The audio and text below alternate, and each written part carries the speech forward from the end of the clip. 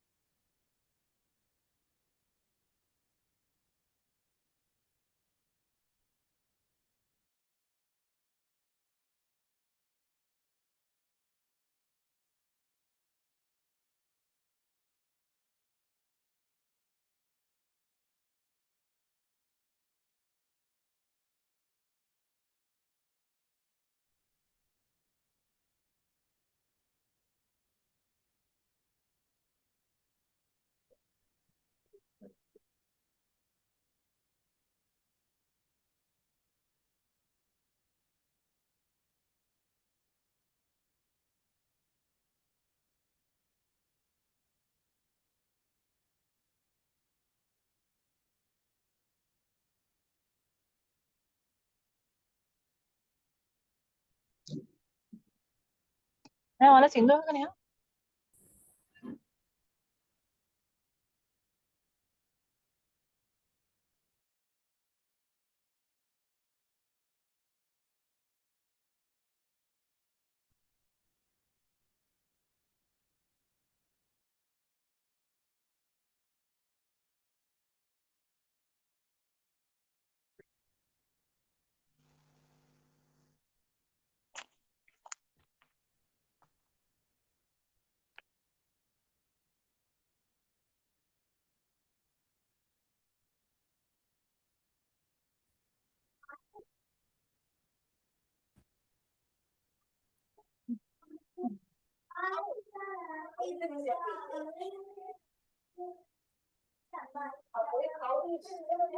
Ora correvi, ci tirato.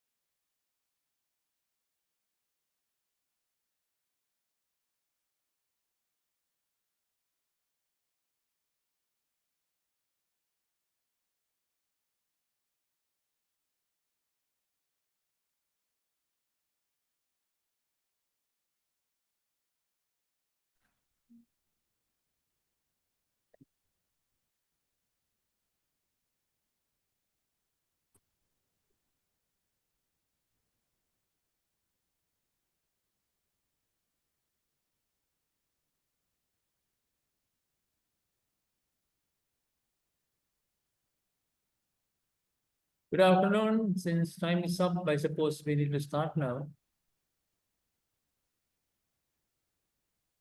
Well, I still find that some names without the number. Please add the number to your name, the login name.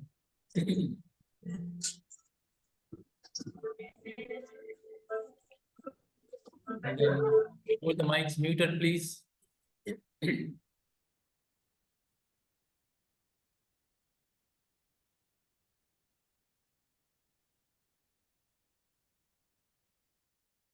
Javadana, can you add the number to your name?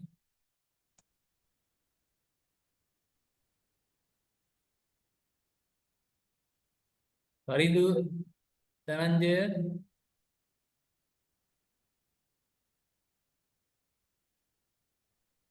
Yes, Paridu, Dhananjaya, can you add the number to your name?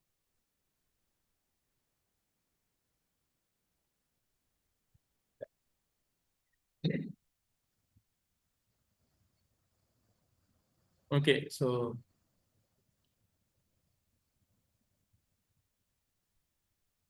Tanuja Munasinghe.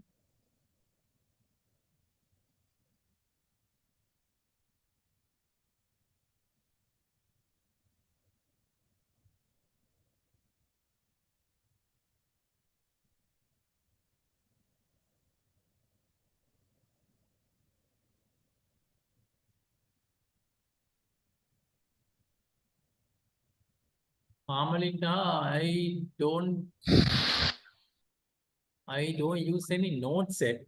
Thing is that you need to contact somebody who followed the course on that day, followed the lectures on that day, and then borrow a note set. Otherwise, all what you can do is just go through the recordings. Okay.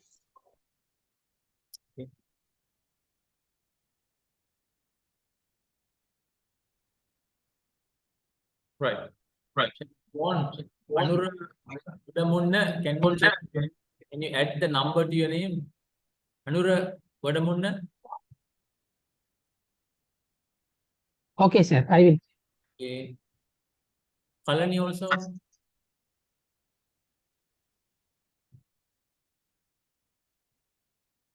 Kalani, what is this 900?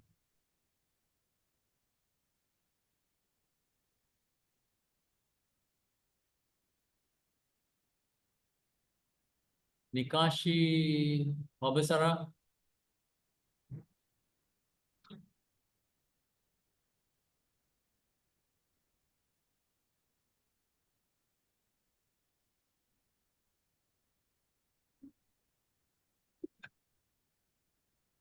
Kalani?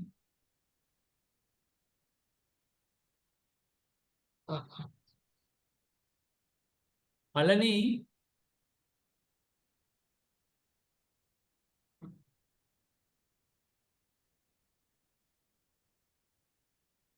No? No?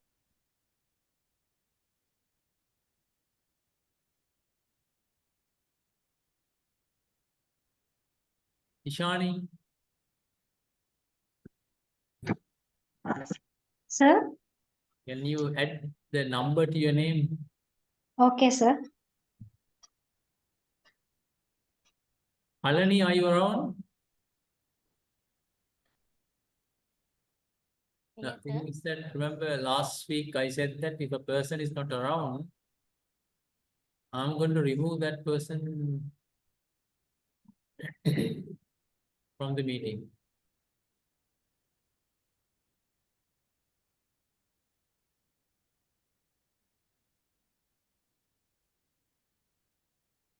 You will receive the recording later, so that you don't have to record it now.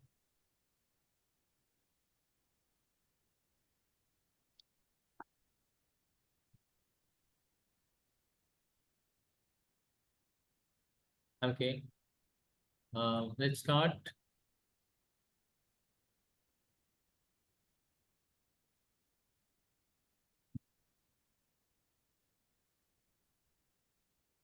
Right. I think in the last meeting, we came up with the point of data collection procedures, or otherwise different sampling techniques. And thereby, we went through 4 basic methods, or otherwise 4 common methods, starting from simple random sampling. And it was followed by stratified random sampling. And then cluster sampling, and then systematic sampling. Suppose that is what we completed at the end. When it comes to the conventional procedures, now remember simple random sampling and then stratified random sampling are kind of conventional methods. So we discussed the other method. පොට්ටේ වගේ කොල්ලේ ආයෙම අදුරුද ආරංජේ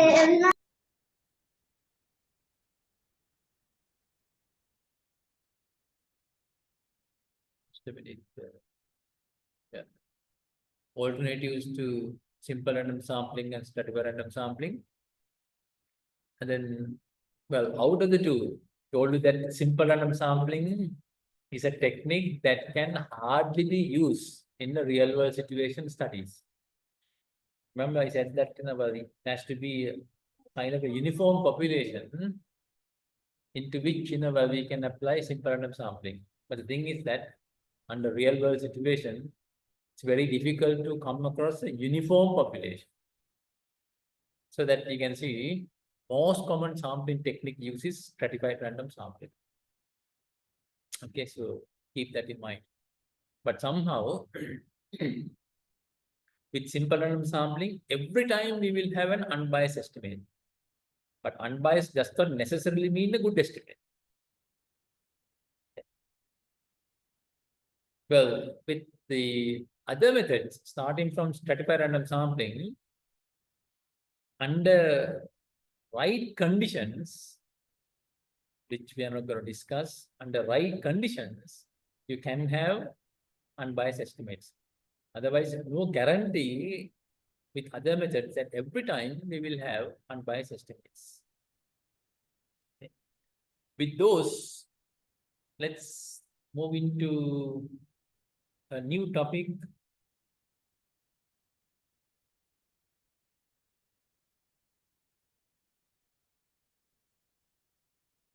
Classification of variables.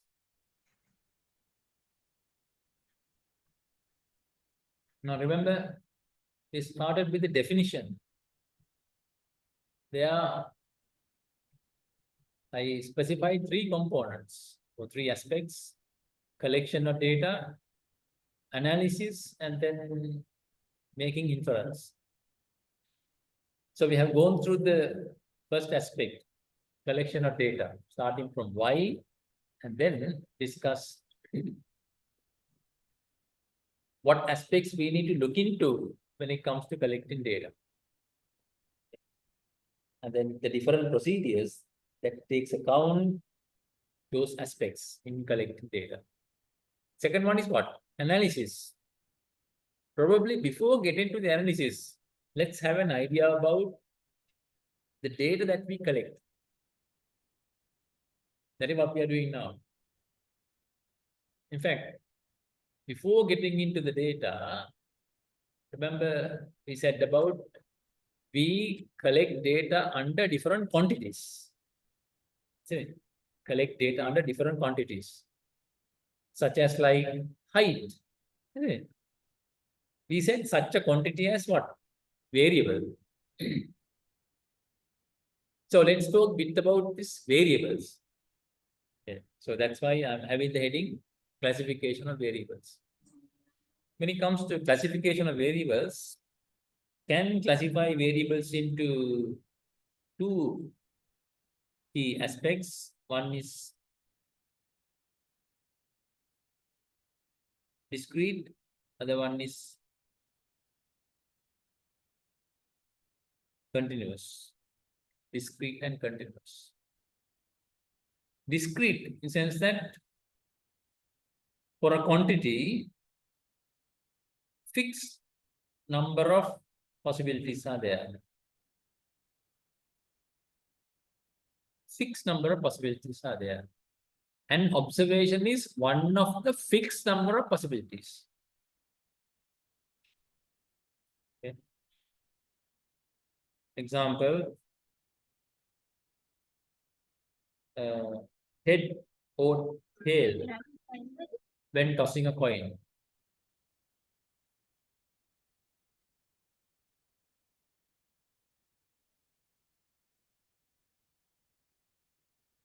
Head or tail when tossing a coin. Otherwise, numbers 1, 2, 3, 4, 5, or 6 when it comes to rolling a dice.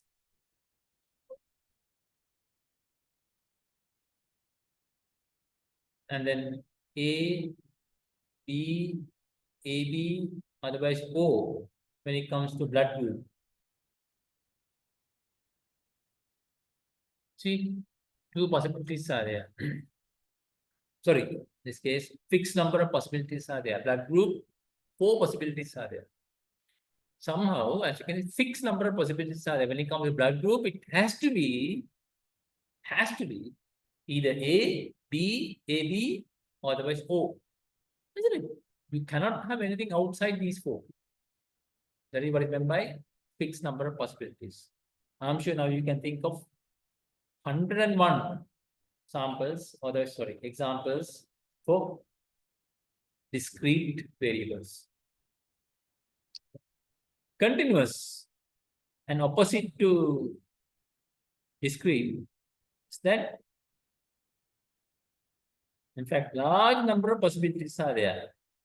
Theoretically, we can say infinite number of possibilities.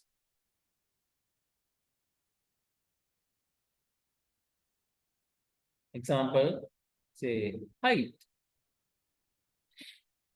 When it comes to height, well, as you can see, any value is possible. Any positive value is possible. Right. Now, see, well, as humans, at the birth, let's say maybe 2 feet, or otherwise less than that, let's say 18 inches as the smallest value possible as height. And then, well, 8 feet as the largest value. And now you can understand all about 8 billion is in between. In between 18 inches and 8 feet. Okay. So you can see that about 8 billion values in between those two. So talking about, see, large number of possibilities. Theoretically, any positive value is possible for height. And then similarly, weight, well, systolic blood pressure, diastolic blood pressure, yield from a crop, and then the amount of milk that we get from a cow. Likewise, as you can see, chemical concentration. See, it's like any positive value is possible.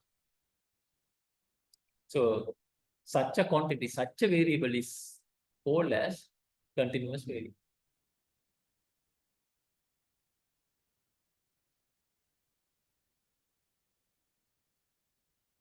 How about an example like number of leaves on a tree?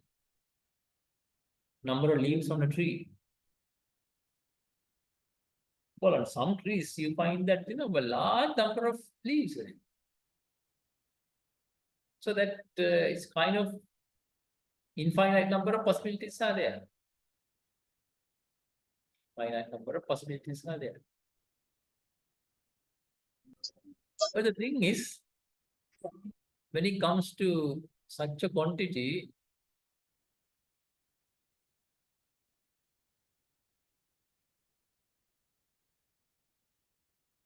after, say, starting from like no leaves, say first one leaf is there. After one leaf, what is the next possible number?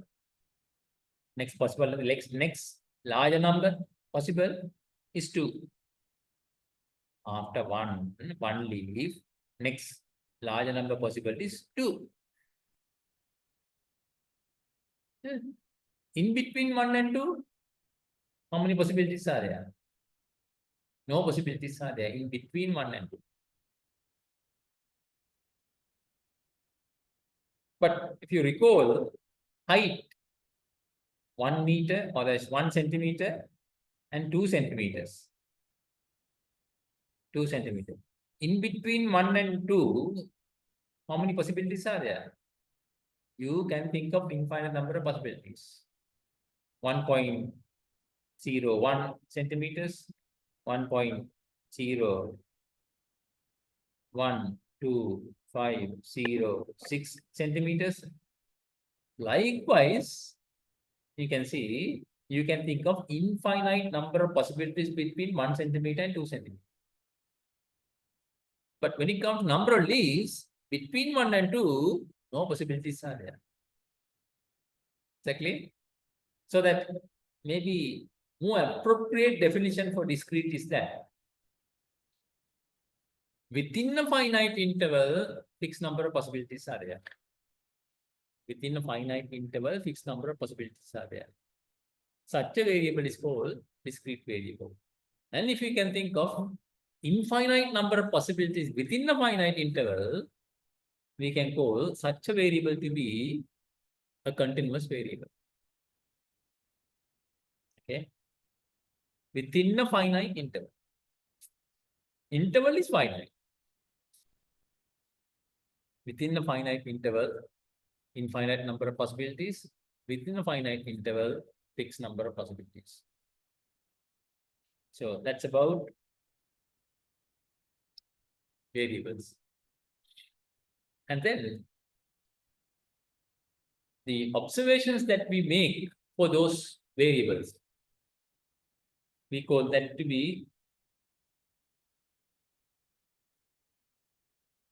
types of data, or otherwise scale of measurement of data. Scale of measurement of data. In fact, we define 4 scales. One is called nominal, and then the ordinal. Third one is interval, and fourth one is ratio.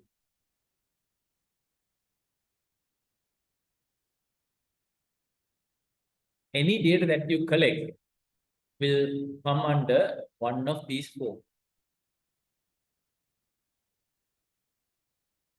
Nominal.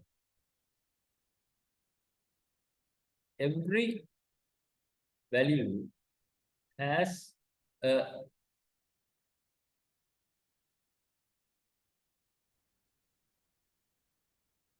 name. Every value has a name.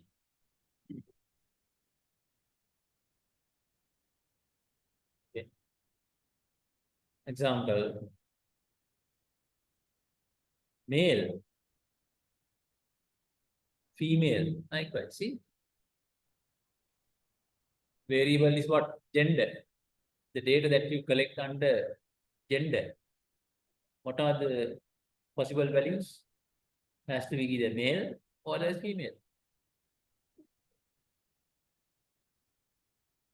Every value has a different name. So such data is called nominal data. Maybe color, let's say yellow, Sir, white. Yes, sir, in this case, gender is variable and male and female are nominal data, isn't it? male and female are the values, observations that we make. Gender is the variable. Okay. So And then then can we differentiate variable and data? did you attend to the previous meeting? Yes, sir. Now I define a variable as a quantity. Quantity that varies from observation to observation. That is what is meant by a variable. Now, as an example, height is a variable. Your height, what is your height? Example, let's say 175. 175 is a value. Is that clear? Height is a variable, 175 is the value. Okay, so data, the data point 175 is a data point. So 175, 160, 155, likewise, those values in general are called data. Is that okay? Okay, thank you. Now you see, as a variable, color.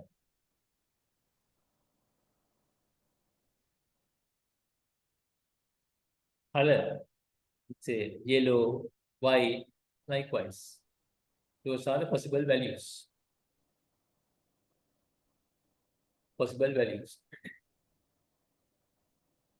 So there you can see each value has a different name.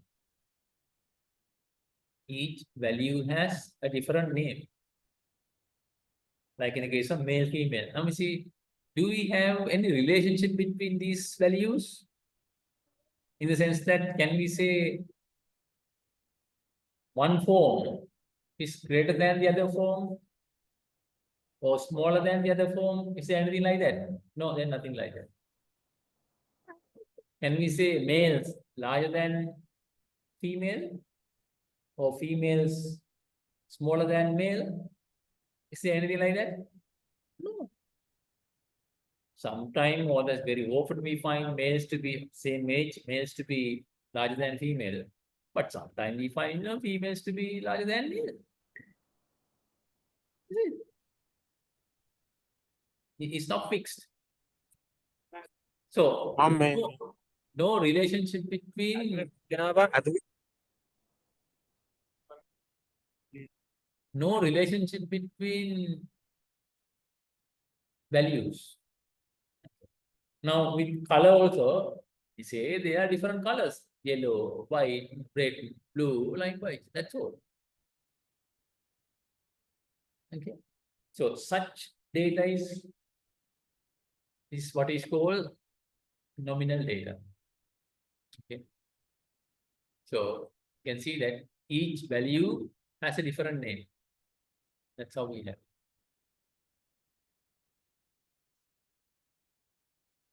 Second type is ordinal data. Ordinal data. With ordinal data, we find that there is a relationship between values. Ordinal data. Example. Let's start with an example. Let's say values that we record for taste. Taste is the variable. Taste. How do you have values for the taste?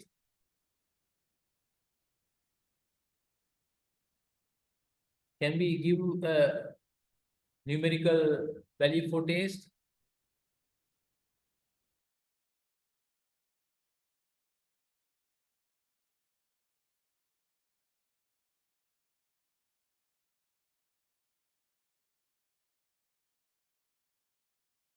By the way, now if you look at the chat box, you should find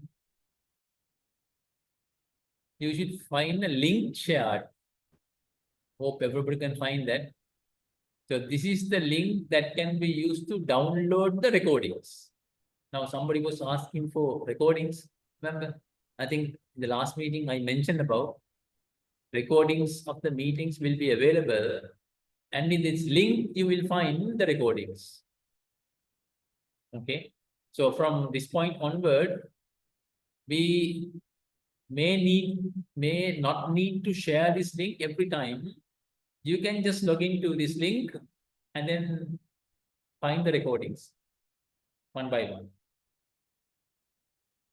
Okay, so keep that in mind. And somebody said that the person was absent and then looking for notes. You can look at these recordings. Right. Back to the scalar measurement of data. Ordinal. Good example is the values that we record for the variable taste. I think with taste, the way we make observation is of the form, one is better than the other. So that's all we can make. Very often we make statements like 10 o'clock tea was kind of terrible, isn't it? Or otherwise, morning tea was much better than 10 o'clock tea. Isn't it? That's how we make statements. So that at the end, we have the data of the form better, worse, greater, smaller, darker, lighter, likewise. Isn't it? That's how we have values. That is the type of data we call ordinal data. You see, here also we find a different name or the different value is there. Different value is there. Okay. But the thing is that the value itself has no meaning. Value itself has no meaning. Okay. What is meaningful is only the order. Between values, you find an order. It's like better taste. Better taste.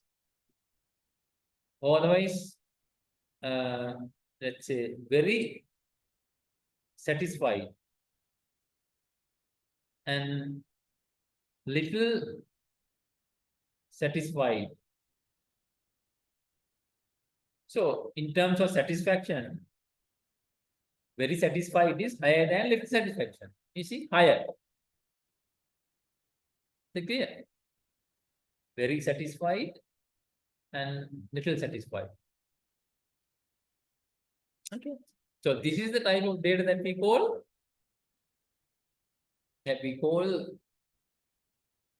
ordinal data. Especially in food science. And again, related to the variable taste. Those scientists talk about 9-point scale. 9-point scale. It's like very, very, very tasty. And then going back to like from positive to like very, very tasty, or very, very, very good to very, very, very bad. So likewise, very, very, say, good. And then next one is like very, very good. Likewise. Okay, you go up to something like very, very, very bad. Somehow you can, well, label them as the way we want, but this is the idea.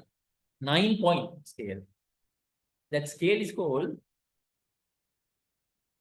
hedonic scale. Hedonic scale.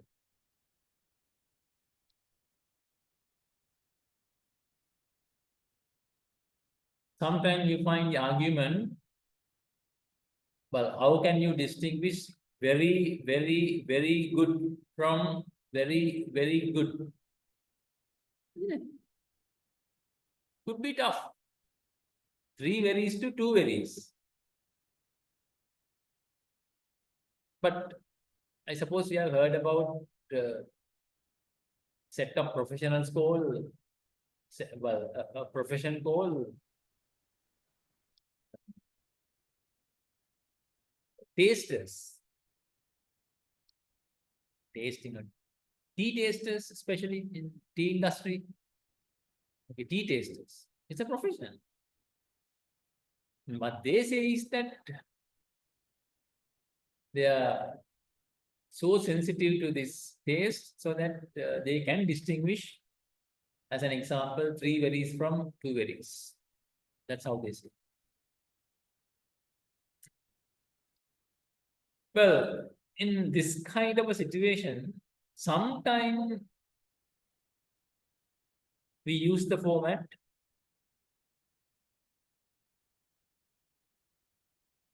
we ask, let's say, person to think about like 1 is the minimum possible. It's the worst possible is 1. And then best possible, probably 100 maximum. And then give a score depending on how the person finds the taste.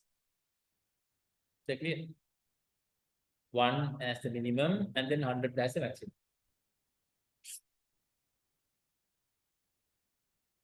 But the thing is that in such a case,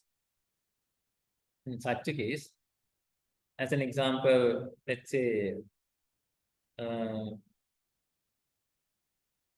one of the scores assigned for a food sample is 20, and one of the score assigned for another food sample is 40.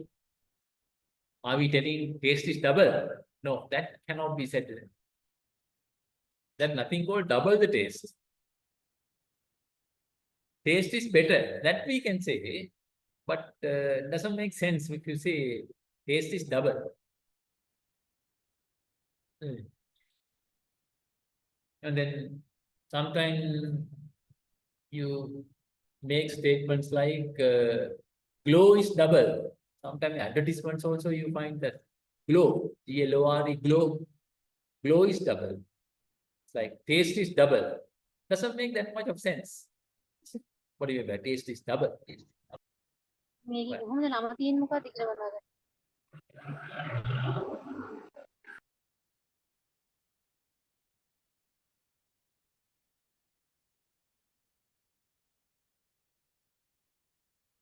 Okay. The only thing we can say is that 40 indicates better taste compared to 20. That's all we can say. By the way, with nominal data also, sometimes for our convenience, we code them. Like male 1, female 2, like male, female. Male, female. But this doesn't mean that females are twice as males. Exactly. This does not mean that females are twice as for our convenience. There is no meaning for this value. Although we are using 1 and 2, there is no real meaning for this value. Likewise, with taste also, there is no real meaning for these values, 20 and 40. Okay, value itself has no meaning. But of course, 20 is smaller than 40. Meaning in terms of taste, the food item with the score 40 has been found to be better than food item with the score 20. Value itself has no meaning, only the order is meaningful. Only the order is meaningful. Maybe another good example is marks.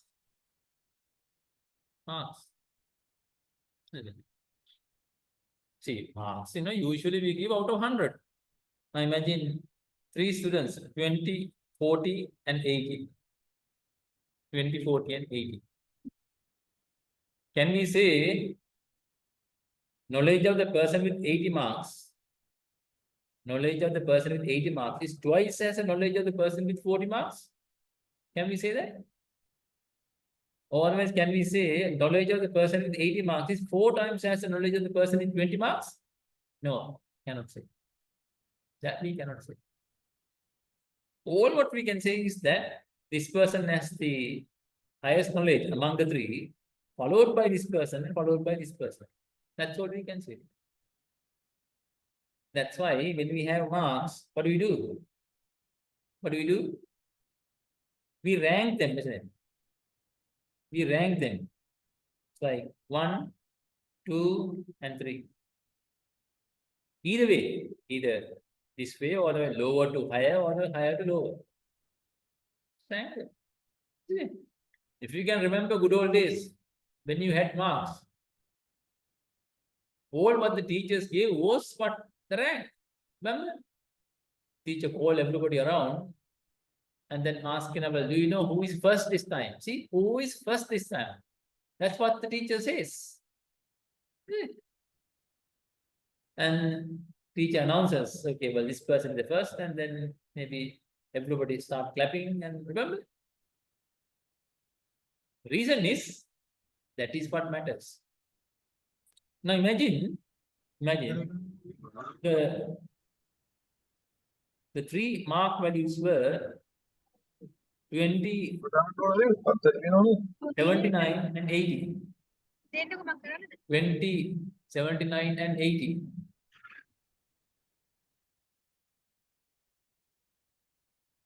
Okay. Still we have ranks to be 1, 2 and 3. 2 and 20 and 80 are same as before. So that no wonder the ranks are same as before. But this time you can see the mark with the mark value in the middle is 79. Earlier it was what? 40. So that you can see it doesn't really matter whether it is 40, 79 or 21. Is that clear? It doesn't really matter whether the value is 21, 40 or the 79.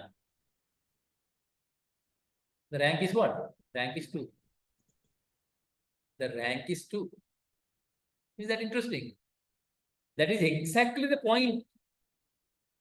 What I said as the value itself has no meaning. What matters is, or only what is meaningful is only the rank, always code.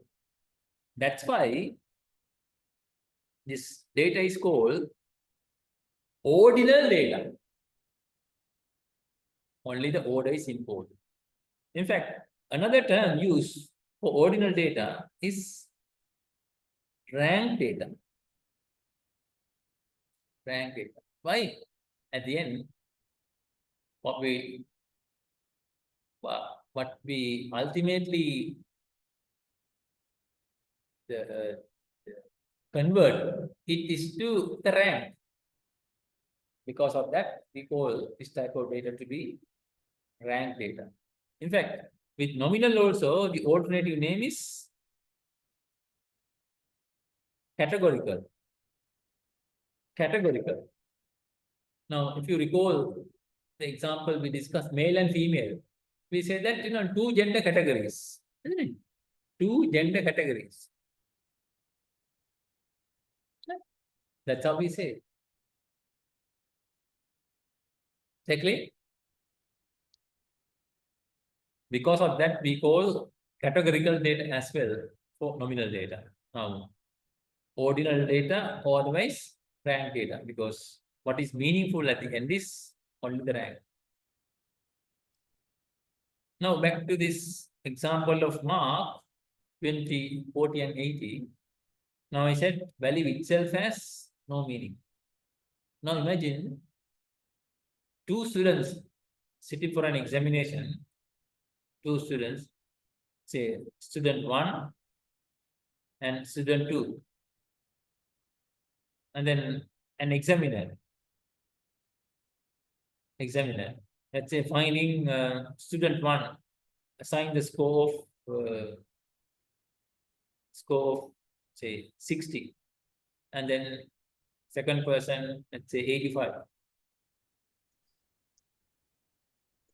But another examiner, let's say second examiner, going through the same 2 scripts, do you think that examiner will also give exactly the same mark? No. You will find second examiner given 2 different marks. Possible for the first one, let's say 40, and then 60. That's an example. Same two scripts.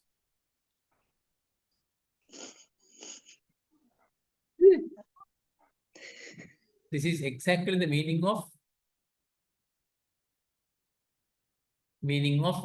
value itself has no meaning.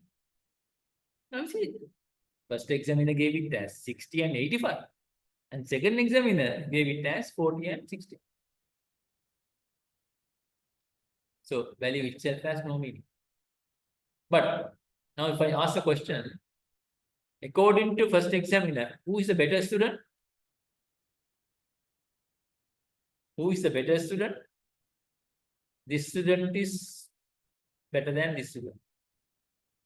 According to second examiner, who is the better student? This student is better than this student. Meaning, for both examiners, second student is better than the first student. See? The order is consistent, isn't it?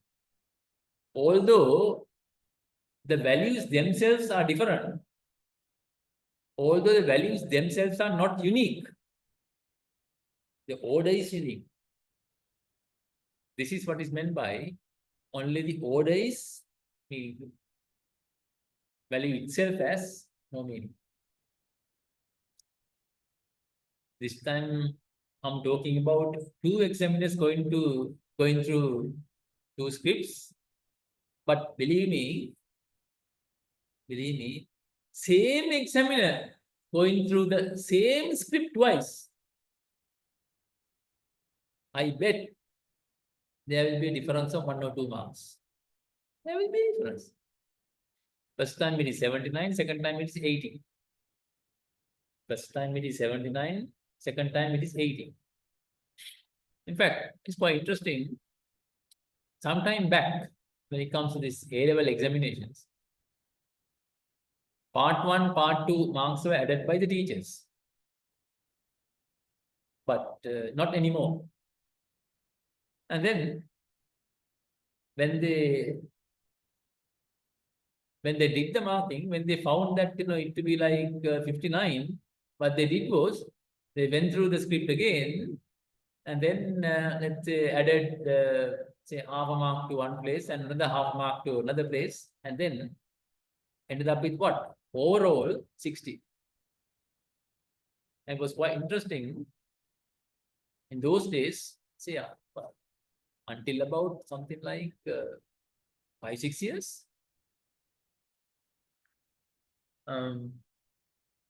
found that you don't find students with kind of 59 marks, 49 marks, 44, well, likewise. See, 55, 54 marks, you don't find. Okay, you find big peak at 55, 60, 65, 70, likewise. See, what is the reason? One time it is 59, another time it is 60. Same script. One time it is 59, next time it is 60. Can you believe it? Nothing to be surprised. Don't just, what do you call, make any complaint against teachers. That this is the nature. You find it to be like, okay, well, some more marks can be assigned to this particular answer. See, this is always the case. And nothing wrong in the process, or this is the nature. So this is what is called the type of data that has these properties. Only the rank is meaningful, but the value itself has no meaning. One more example. Let's say 20, 30, and then 60. 20, 30, and 60. Now, first student 20, second student 30, third student 60. Well, in this circumstances, can I say the knowledge gap between first student and second student is less than the knowledge gap between second student and third student? Can I say that? No, that also we cannot say. That also we cannot say. Why? Another examiner going through the scripts can give, let's say, 30, 55, and then 70. 30, 55, and 70. Now how do we find? Now 30 to 55, we have a gap of 25. 55 to 70, we have a gap of 15. Exactly. See, gap is not consistent. The gap is not consistent. That's why I said that the gap is also meaningless. This is the nature of the data. So these are the properties of the data. Clear with this type of data, with this scalar measurement. So all what is meaningful with this type of data is the rank, always order. Well, you can think of plenty of variables for which we have this kind of data. Now talk about taste, now marks, something like likeness, isn't it? And the pain when it comes to assessing effect of a drug, possible measurement is the pain. After getting a treatment, what is expected is to get rid of the pain. So, in order to assess two drugs, he might take an assessment on pain after having the first one and then after having the second one. See, how do you measure pain?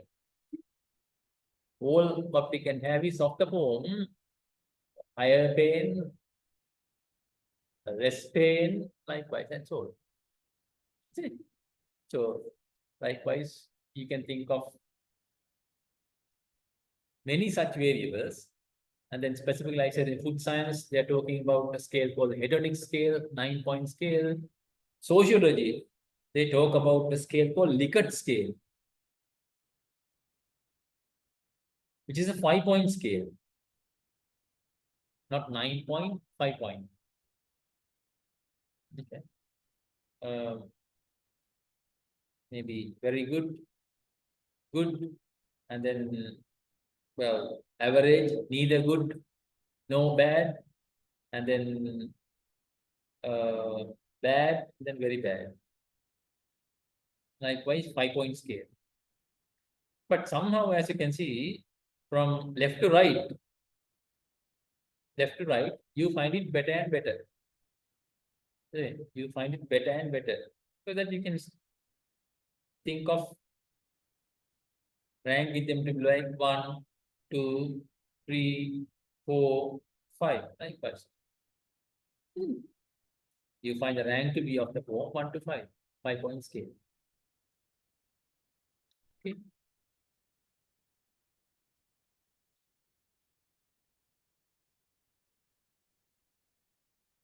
Right. Third type, what we said is that interval data. Interval. Here also, you find that the value, or as a name that you get, value can be called as a name. Value can be called as, maybe numerical value can be called as a name. So that starting from nominal, every type has a name. Every type has a name, but in the first case, no relationship between those values or otherwise names. Okay. And then here too, with the third type also, interval data, between values, or starting from values, still the value itself has no meaning. Still the value itself has no meaning. But this time, you find the interval to be meaningful. Now you see with the previous type, interval was also not meaningful. Interval was also not meaningful.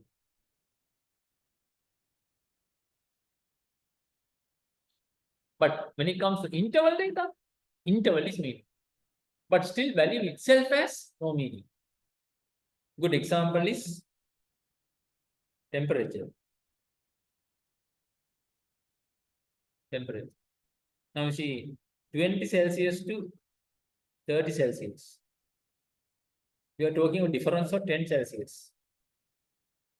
And similarly, 80 Celsius to 90 Celsius. There also we are talking about difference of 10 Celsius. The amount of heat that you get between 20 to 30 is same as amount of heat that you get between 80 to 90. Exactly. The attribute, temperature, and the attribute is heat. Higher the temperature, higher the heat. Attribute is heat. And then the amount of heat that you get by increasing temperature from 20 to 30 is same as amount of heat that you get when you increase it from 80 to 90. In both cases, we can say we have increased the temperature by 10 Celsius. When you say 10 Celsius, 10 Celsius, it is fixed. It has a meaning. But if you think of one temperature, 20 Celsius, what do you mean by 20 Celsius? Well, specific temperature has no meaning. Specific temperature has no meaning. But with any temperature, you get heat. It is there. But the thing is that 20, 20, and then 30. Now, as an example, 50 Celsius.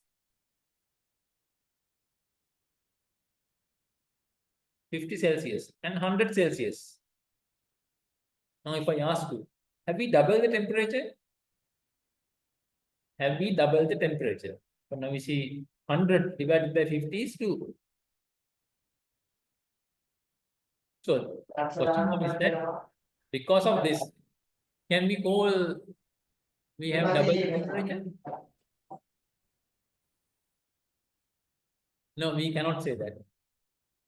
We cannot say that. Although 100 divided by 50 is 2.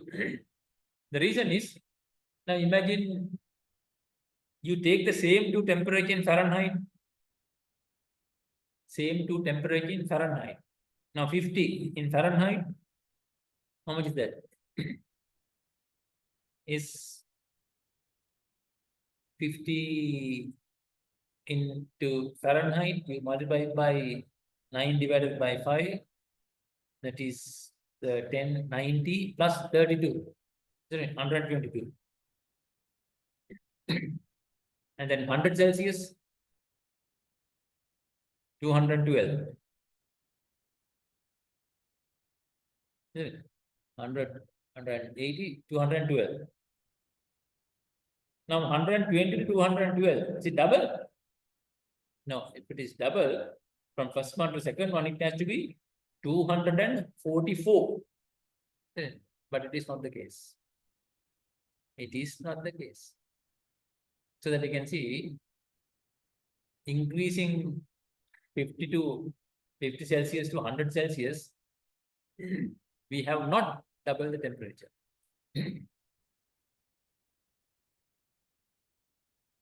But 100 divided by 50 is 2. Now, what is the reason behind this? Is because when it comes to temperature, there is no true zero. 0 Celsius. Does that mean there is no temperature? There is nothing like that. There is nothing like that. 0 is yet another temperature. 0 does not mean no. 0 is yet another temperature. When it comes to temperature, it's yet another temperature. So 0 here is just a reference point. That's all. Now it's in Fahrenheit. What is the reference? It's 32, not 0. it is 32. Okay, it's not 0. But we are referring to the same temperature. So you can understand with temperature 0 is not the true 0. This is the reason behind it. Maybe another example for interval data is probably elevation. Elevation. 0 elevation. What does it mean? It's a reference point then. Mean sea level. It's just a reference point. Doesn't mean that there is no elevation at mean sea level. You can go below that. Okay, you can go below that. But that point or that level is referred to as 0 elevation. Okay, so it's just a reference point. So such data is what is called interval data. Only the interval is meaningful. With interval data, although ratio of two values is not a constant. Now you see 100 Celsius to 100 Celsius and 50 Celsius. In Celsius it is 2, but in Fahrenheit 212 to, but we have 122. This is equal to 2, but this is not equal to 2. But the thing is, ratio of any two intervals, let's say 80 Celsius and then 60 Celsius, it's one interval. And then ratio of two intervals, I said 30 Celsius to 20 Celsius.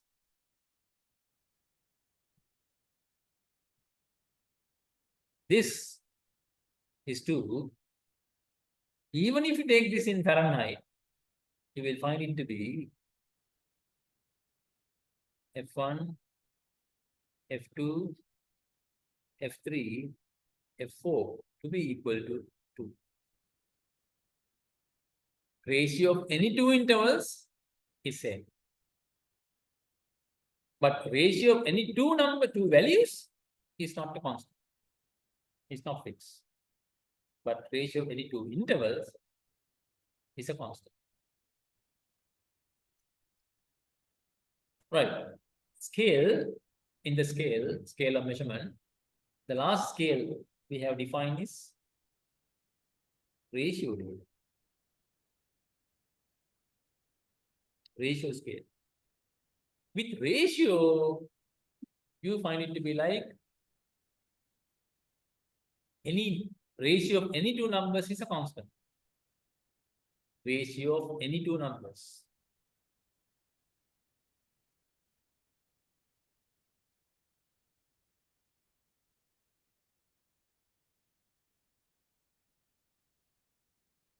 Any two numbers is a constant.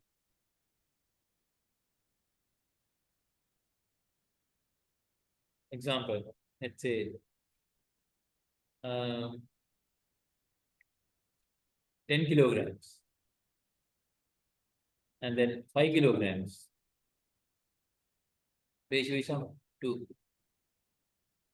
And then let's say instead of kilogram, you measure them in pounds. 22 lbs and then 10 lbs is equal to 2. Sorry, 5 is how much? 11 lbs. So the ratio is 2. 10 kilograms in grams. 10 kilograms in grams is 10,000. And then 5 kilograms in grams is 5,000. 10,000 divided by 5,000 is 2. See, the ratio is always constant. Ratio of any two numbers is a constant. Of course, when you find ratio of any two numbers to be a constant, ratio of any two intervals is also a constant. Okay. So the reason behind any two numbers to be a ratio of any numbers to be a constant is because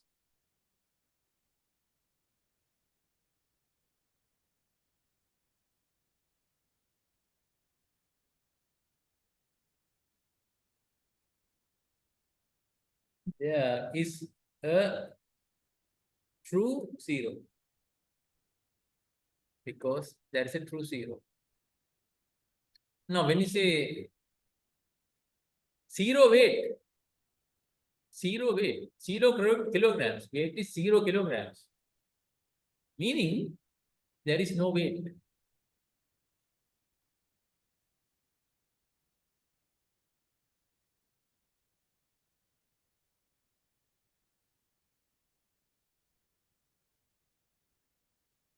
Ten Celsius to 10, well, amount of heat, the temperature double in sense that the amount of the energy provided is also, well, the heat is proportional to the energy. Heat is proportional to the energy. Heat is not double. Heat is temperature double in sense that heat is not double. You will find heat in terms of energy also, you will find it to be not double. Right. So that is the property of that.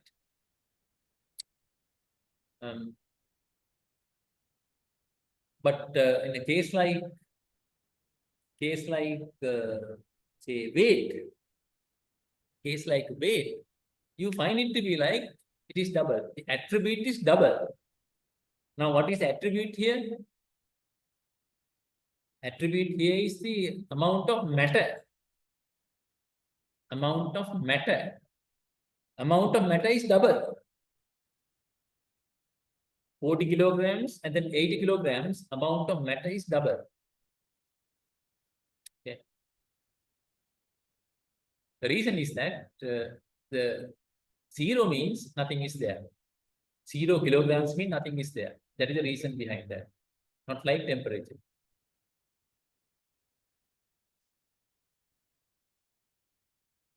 Okay. The heat example, the amount of energy in order to increase the temperature from 10 Celsius to 20 Celsius is same as amount of energy that you need to provide to increase the temperature from 8 Celsius to 9 Celsius. Okay. But 80 to 90,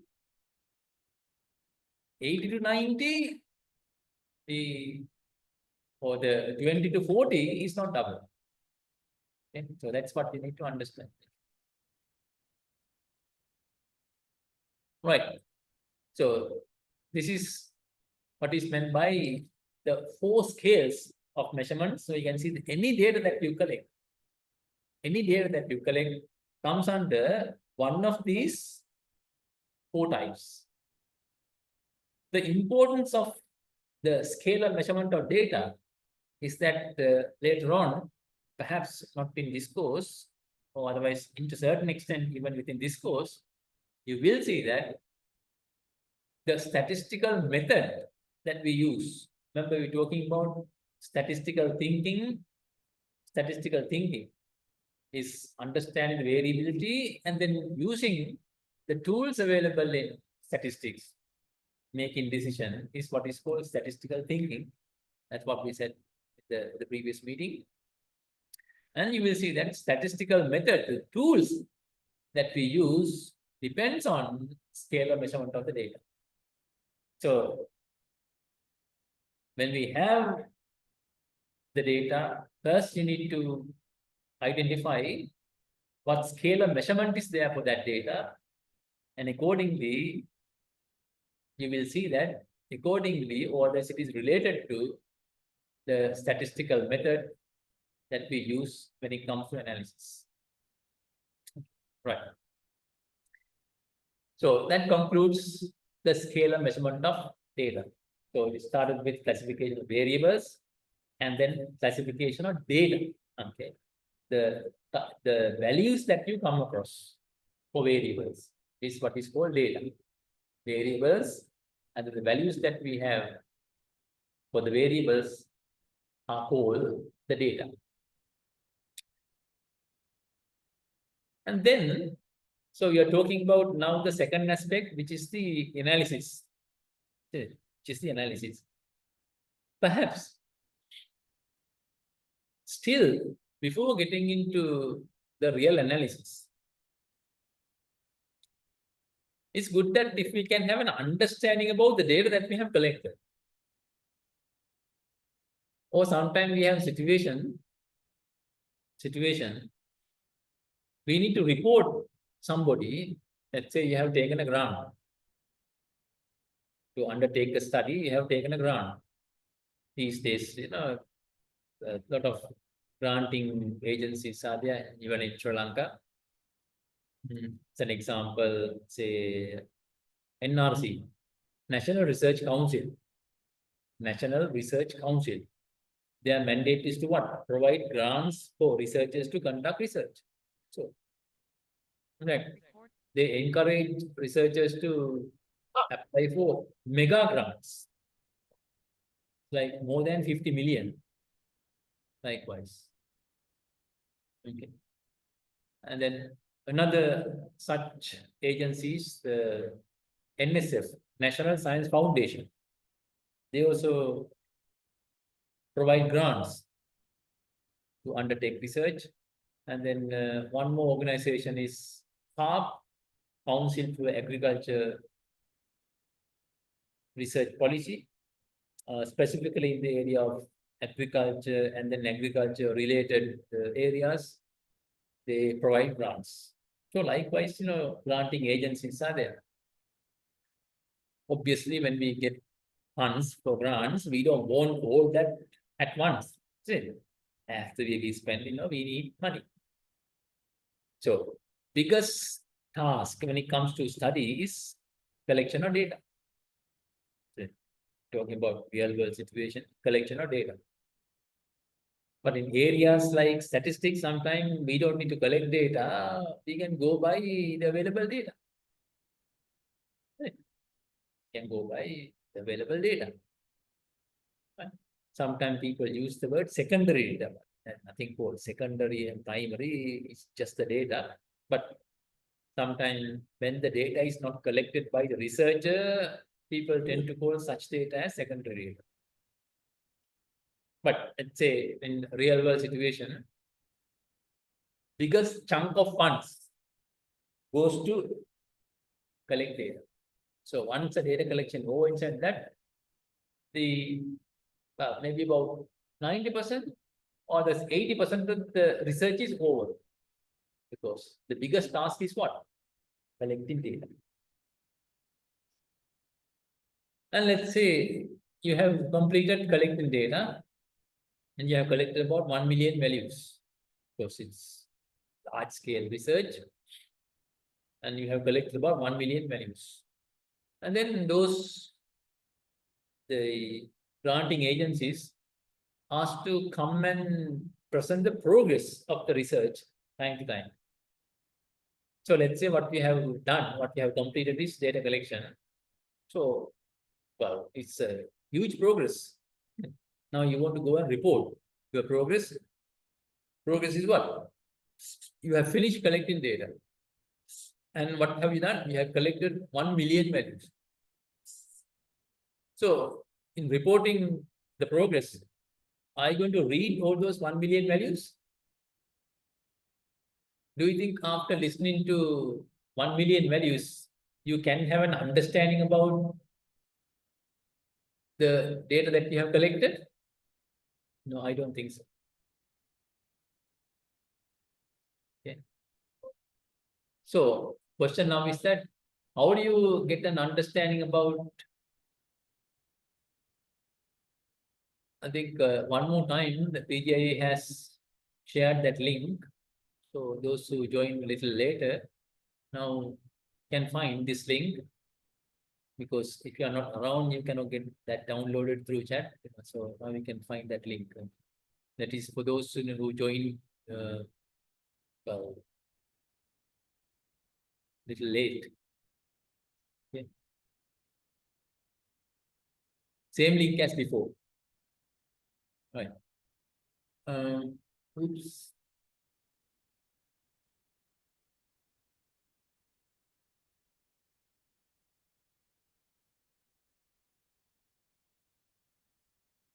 Anything in board? What? No, I'm sharing the screen. No, I don't understand this. Raghunathan, what do you mean by that? Can't you see what I am writing on the screen?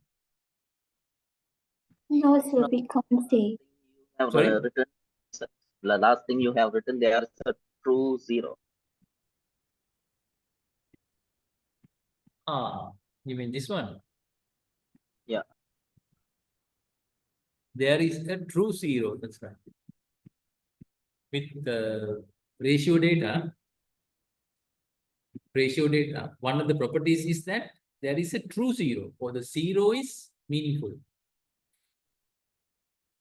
Values themselves have meaning. The reason is that there's the zero with ratio data is true zero. It's not a reference point. It's not just a reference point.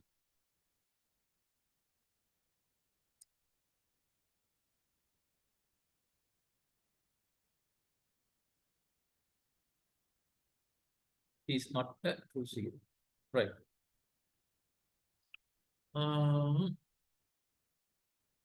Think we're talking about, right? Okay. Talking about having an understanding about the data that we have collected. See, by going through large number of values, there is no way we can have an understanding about the values. I suppose we can have a better understanding about the values by having what? Summary of the data.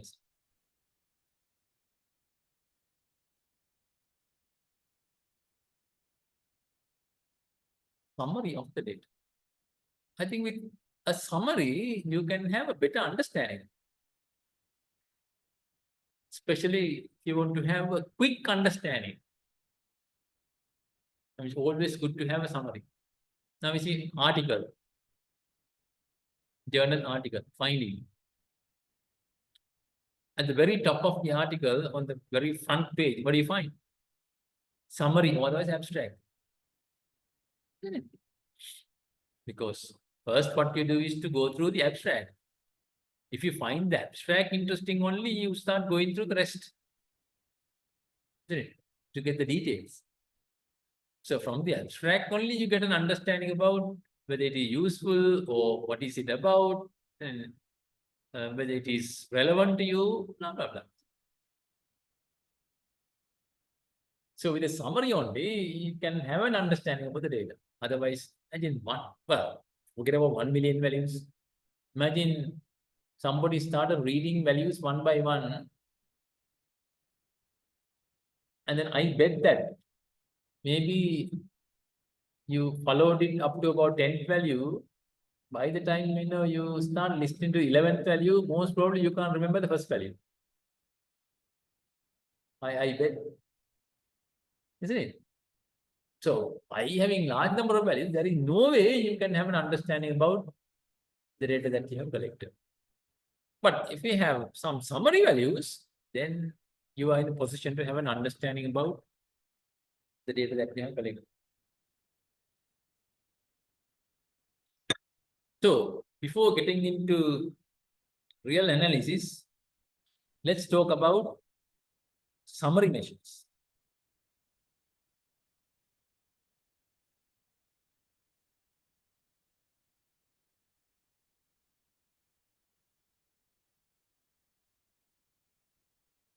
Summary measure. I suppose everybody is familiar with summary measures that we use in day-to-day life. I'm sure if I ask somebody about a summary measure, most probably the answer that I get is average.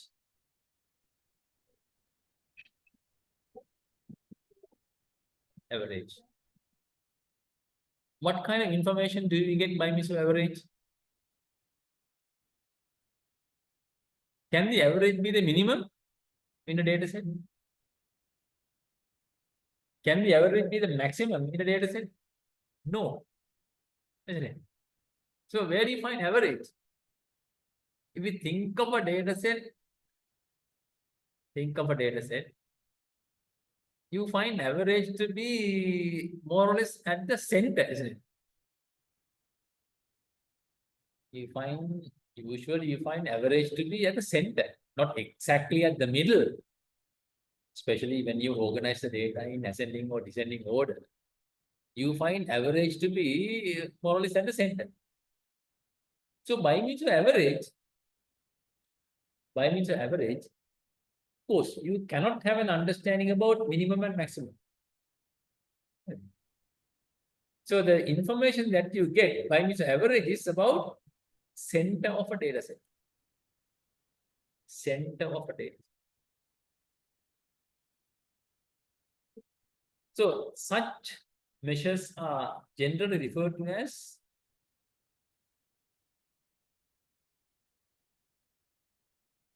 measures of center. Sometimes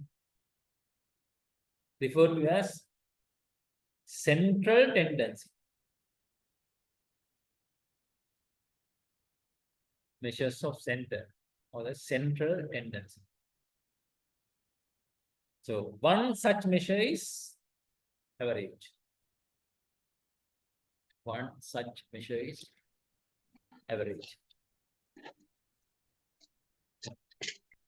Now, if I ask you, okay, I think everybody's familiar with the average, specifically of the form. If I ask, how do you calculate the average? Most probably answer is what? Add values and divided by the number. Add values and divided by the number. Another name for average is what? Mean. Another name for average is mean.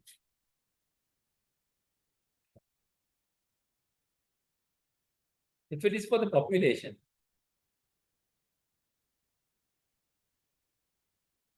population mean is calculated as what? Y1, Y2, going up to Y capital N, that all the values in the population divided by N. This is how you calculate the average. And this is usually denoted as the letter denoted by the letter mu.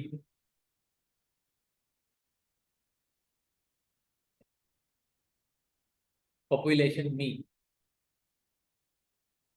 Remember, on the other day, we went through a term parameter. Remember? And then parallel to that, we went through a term estimate. Or otherwise statistic, I said estimate or otherwise statistic. That time, how did I define a parameter? I went by like a value, or otherwise a characteristic value in the population. That's how I define. I suppose I said that maybe we will have a better definition later. Now the time has come. So now we can have a better definition for the parameter as what? Parameter means population summary measure. Parameter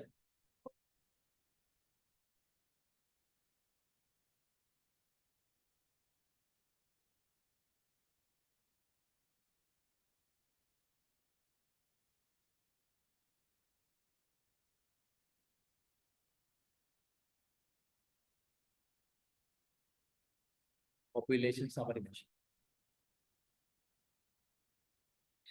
So that estimate or the statistic is what then?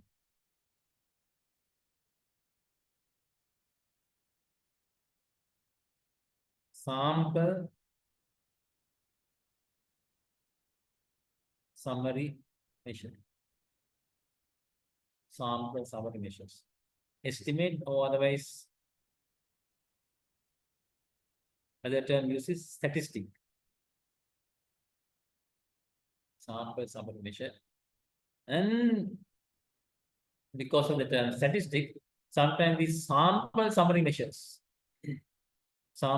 measures are called descriptive statistics. Descriptive statistics.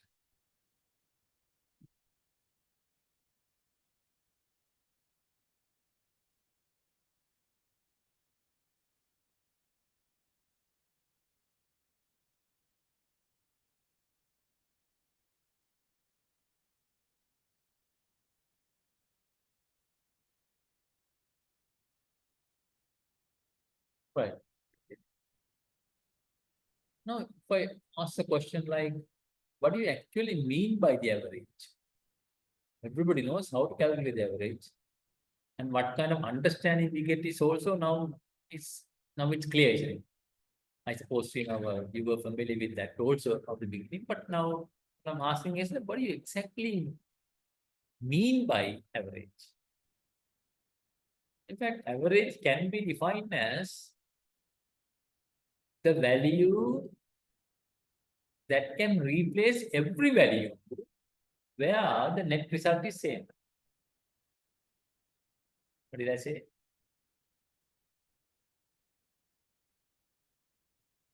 Average is the value that can replace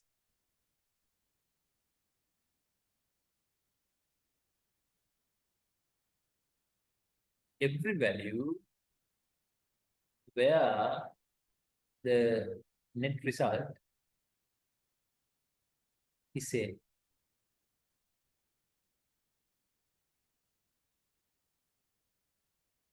Example.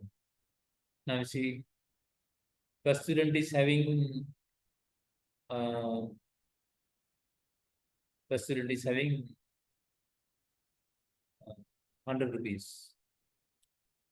Second student is having 200 rupees. What is average? Average is, or the mean is 150. Now, what is the total amount of money the two students have? Total amount of money the two students have is 300. Isn't it? Now, imagine replace every value by the average value. First student 150. Second student 150. What is the total? 300. Exactly. Average is a value that can replace every value. Every value is replaced by that average. Net result is same. See, total amount of money that the two students have is still the same. Here it was 100 and 200 altogether 300. Now 150, 150, thereby also it is 300. So this is what is meant by the average. Sometimes we find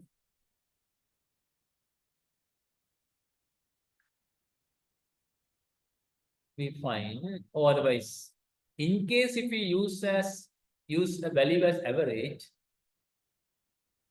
but if the net result is not the same, then that value does not provide the correct average. Or that average does not provide the correct center. Now imagine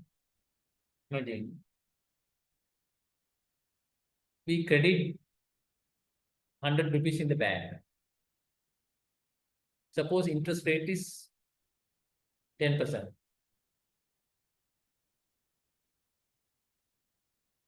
So when you keep money in the bank, you get interest for your money. Suppose you kept that money for 2 years. Time to time interest rate changes. Now, first year, let's say the interest rate was 10%. And in the second year, the interest rate was 20%. Now, if I ask a question, what is the average interest rate for the 2 years? What is the average interest rate for the 2 years? I said, first year it is 10%. Second year it is 20%. If you take the average, 15%. So it's like what? Average interest rate is 15%. But the thing is, this is not correct. This is not correct. Average interest rate is not 15%.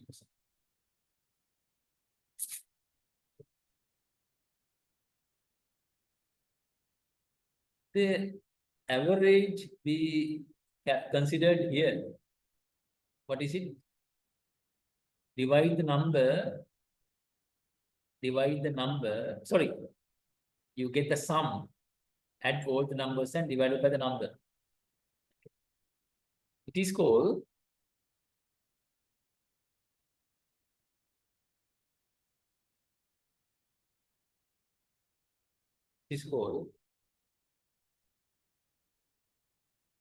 arithmetic mean.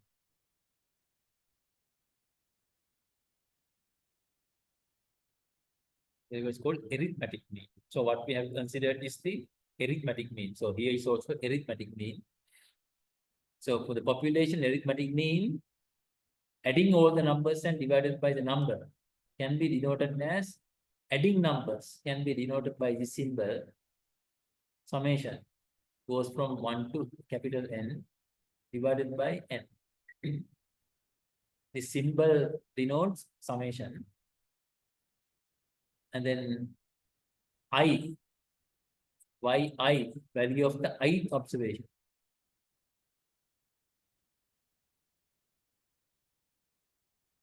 Value of the ith observation.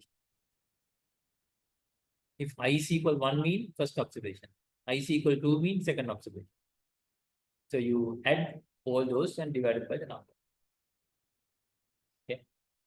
This summation or by sigma, that is also found in what?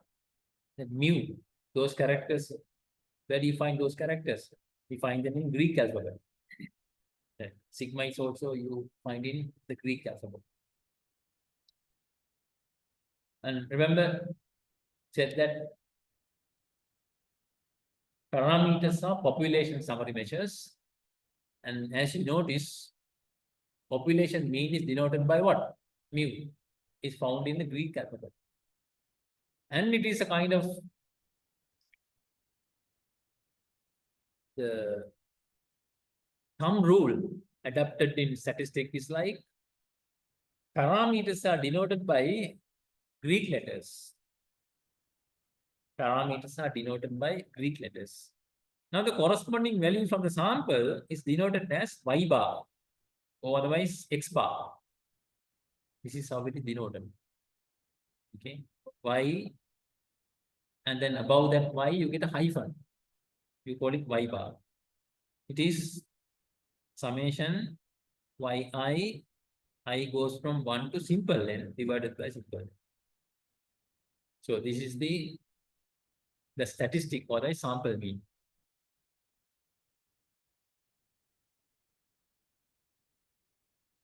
Okay. So sample mean sample mean is a method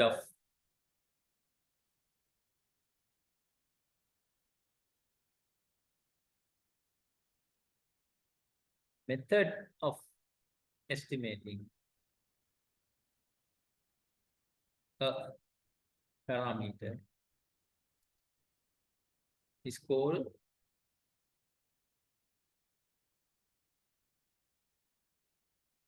estimator. And then the value, a value that you get called an estimate. An estimator is a method or the kind of formula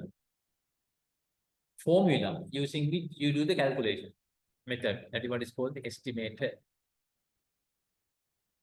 Okay. And then sample mean is one method of estimating. Now, how do you get sample mean? Adding all the values and divided by the number in the sample. Okay. Now we have population mean, sample mean. Sample mean is one method of estimating population mean. Don't think that is the only method of estimating population mean. Other methods are also there. There are other methods. Okay. So sample mean is one method. So that you call sample mean is an estimator. But using that method, when you get a value, you call it an estimate. So when you have the data only, you can have estimates. Okay. You see, now we are talking about sample mean. Meaning we are talking about estimators. We don't have values here. When you have the values, by substituting into this formula, you can calculate the sample mean, and that time we call it is an estimate, one estimate. Okay. Estimate and estimator. Right. So population mean, sample mean, and then the mean that we are referring to is actually called the arithmetic mean. And as I said that, back to that example of interest rate. For the interest rate also, we calculated the arithmetic mean. And I told you that arithmetic mean does not provide the correct center. 15% is not the correct interest rate. Now remember, what do you mean by average? Average is a value that can replace every value where the net result is same. Now, what did we discuss? He said 100 rupees. 100 rupees. We keep that in the bank. At the end, what do we get? 100 plus, you start with 100. 100 plus 100 into 10. 10%. Which is equal 110. And then this 110 goes through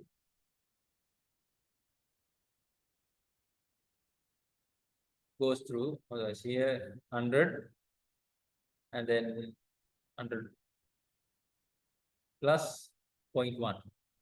Which is 110. And then this 110 goes through what? Interest rate of 20. This time 110, 1 plus 0.2. 110 and 110 times 1.2. How much is that? 132. So at the end of the 2 years, end of the 2 years, you will have 132 rupees. Okay. Now, if you take average interest as 15%, then what we have is 100 times 1.15,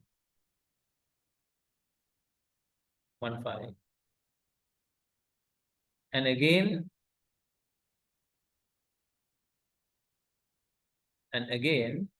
100 times 1.15 times 1.15, isn't it?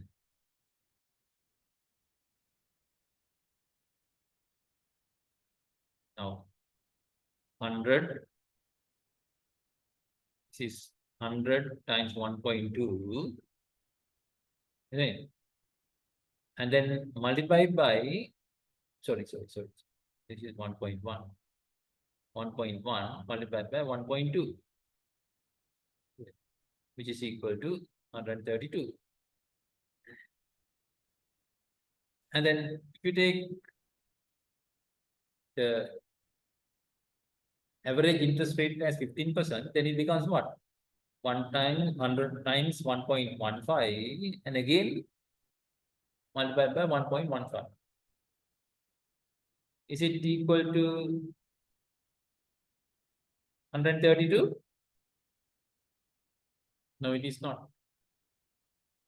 It is not.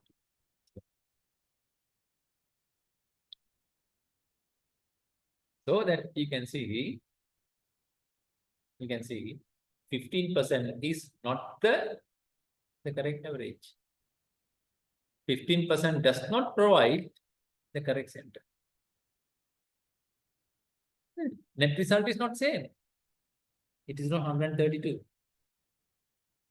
Now it's like 100 times 1.15 square.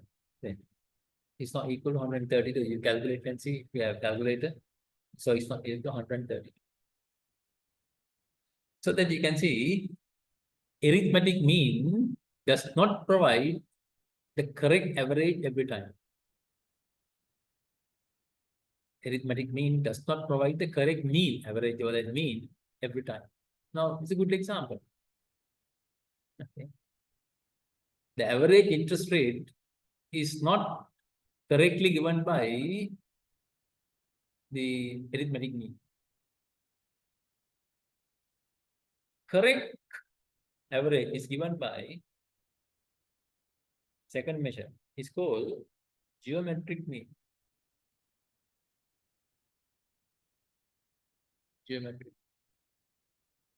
Geometric mean is given by,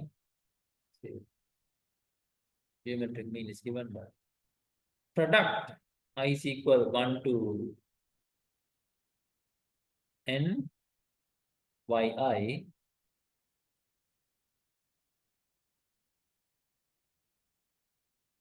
one over the root 1 over, so the root n, or otherwise to the power 1 over n. Nth root, after getting the product, you get the nth root.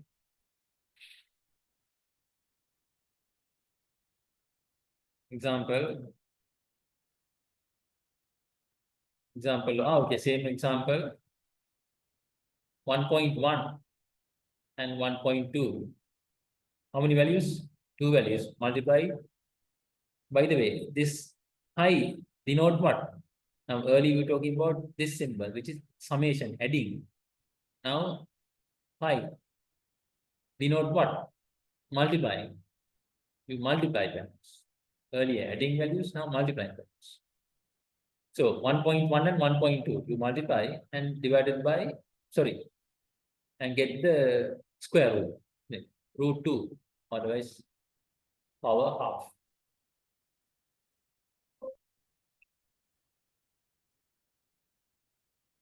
And if you use this value as the value, suppose this value is R, now you find 100 times 1 .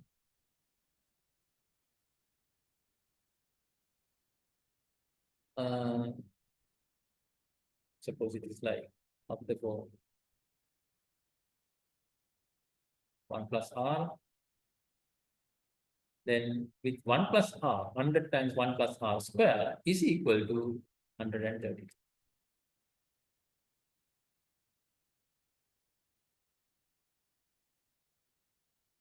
Okay.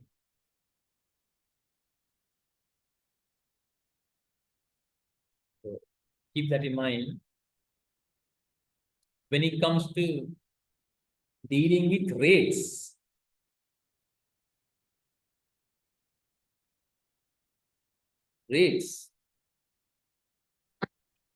Correct mean is, or the correct average is given by geometric mean, not the arithmetic mean. So don't think of using arithmetic mean every time. Does not give the correct value. Maybe another example, something like, say, with time, you measure height of a plant or height of an animal. Suppose at the second week it goes, okay, at the first time point it was 2, and then second time point it was 4, and third time point suppose it was 8.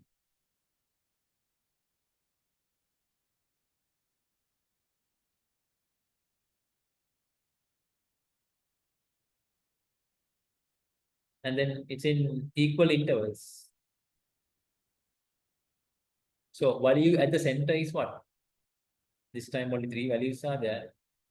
The value at the center is 4. Now get the arithmetic mean. 2, 4, and 8 divided by 3 is what? 2, 4, 6, 6 plus 8 is 14. 14 divided by 3 is 14 divided by 3 is 4.66.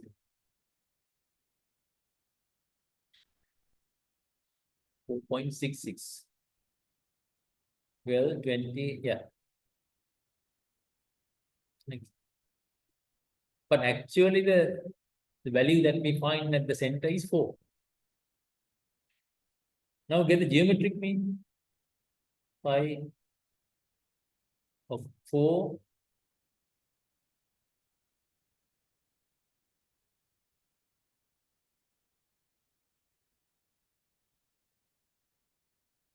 pi I is 248, which is 64. And then how many values? 3 values. So you get the cubic root, isn't it? 64 to the power 1/3 is how much? 4.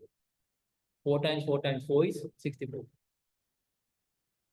So that you can see the correct center is given by the geometric mean. This time not by the arithmetic mean. Now what is the reason behind this? We considered in this case height with time. Height with time. How define height with time? It's always increasing, isn't it? Height is always increasing. Can we find height to be decreasing with time?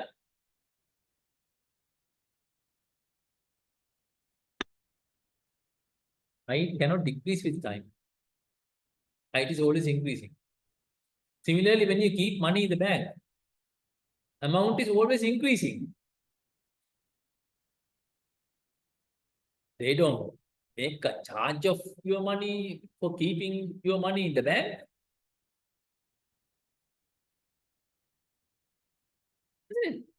So you will end up with always a higher value, at least the same value. It's possible they say that they don't give any interest, so that you will have the same amount when you take the money back. That's fine, but we don't find it to be like decreasing. is always increasing. Whenever it is of that form, always increasing or always decreasing, arithmetic mean will not work.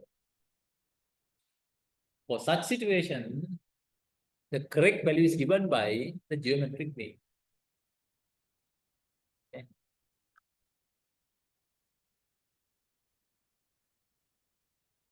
Another such measure. Now 1, 3. Now one the average or the mean. Third one is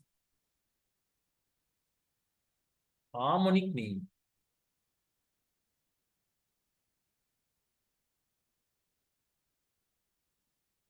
Harmonic mean. Harmonic mean, well, as a formula, maybe can have it like 1 over h. Let's say is 1 over y1, 1 over y2, going up to 1 over yn divided by n.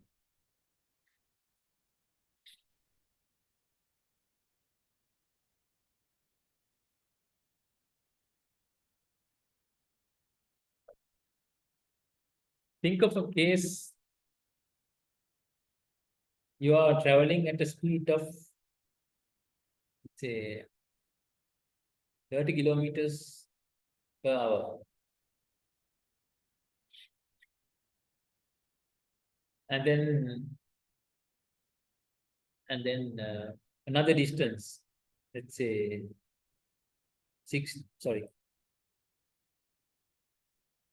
another 30 kilometers. Come on. Another distance with 60 kilometers per hour.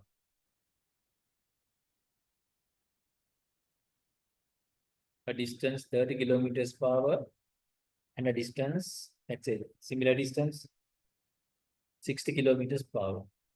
Now the question is, what is the average speed? But maybe in a real world situation, let's say from Kandy to Colombo, you travel at a speed of 60 kilometers per hour down in the hill. And then from Colombo to Kandy up in the hill, let's say 30 kilometers per hour. Now the question is, what is the average speed? Arithmetic mean is how much? 30 plus 60 divided by 2 is 45. So is the average speed 45 kilometers per hour? No, it is not.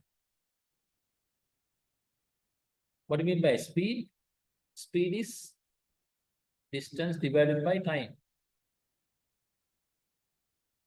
Distance divided by time. Now, speed 1 is what? 30 kilometers per hour. Let's say the distance is x. Distance is x. And the time taken is t1. Time taken is t1.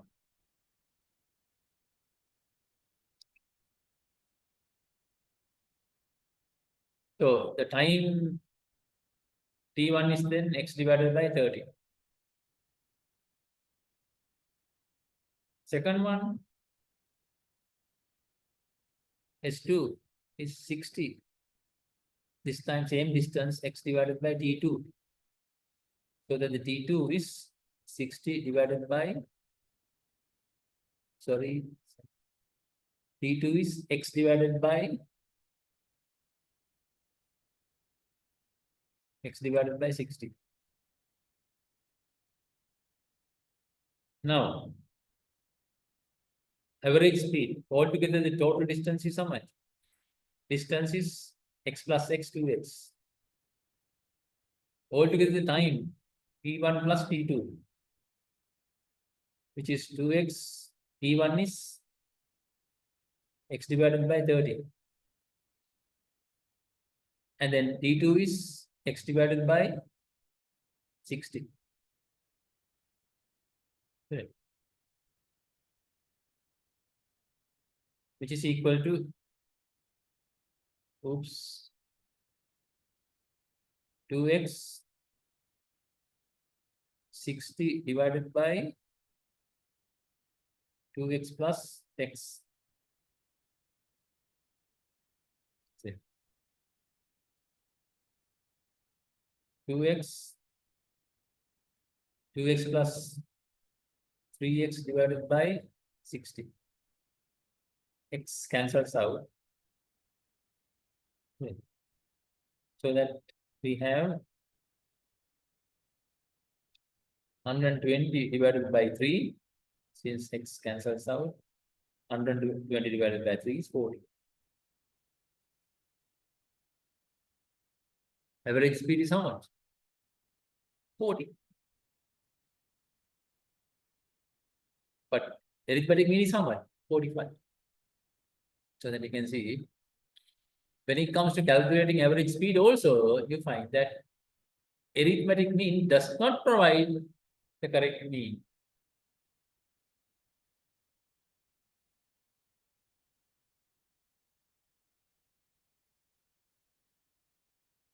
But if you take the harmonic mean, 1 over h is equal, set 1 over y1, 1 over y2, going up to 1 over yn divided by n. Is 9, 1 over 30, 1 over 60, only 2 divided by 2, which is 60 over 2 plus 1 all together 2, which is equal to 1 over h is 3 divided by 120, and therefore h is equal to.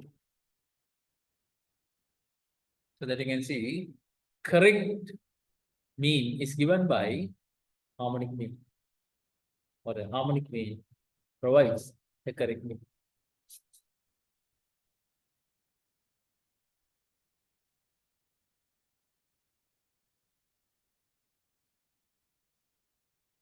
I need to get back to the screen.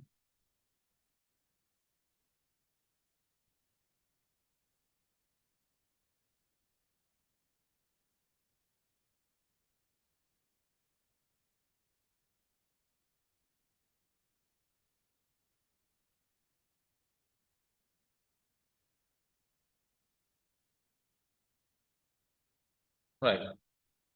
Another mean that we can think of is 1, 4. Is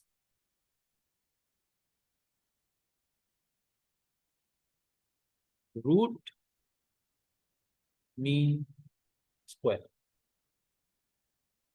Root mean square. That is mean square. Mean square. Summation of squares. Excuse me, sir.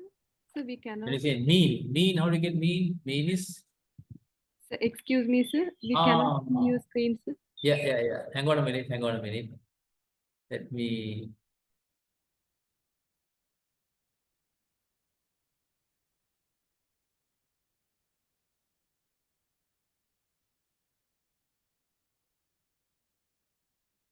Right. Hope everybody can see that. See now. Right. Root mean square. Mean adding values and divided by the number. N. And then the root is what is called root mean square. Okay. Right.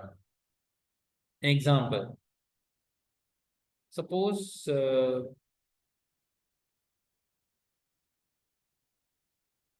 one circle, we find circle 1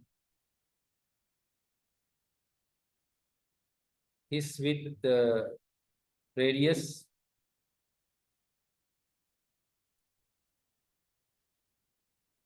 circle 1 with the radius, say 1 centimeter. And then another circle 2 with the radius 7 centimeters.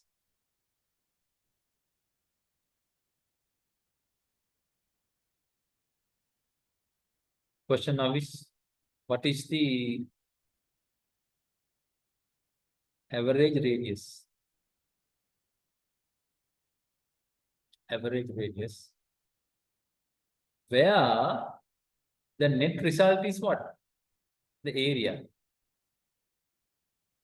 Remember I said that where the net result is exactly the same.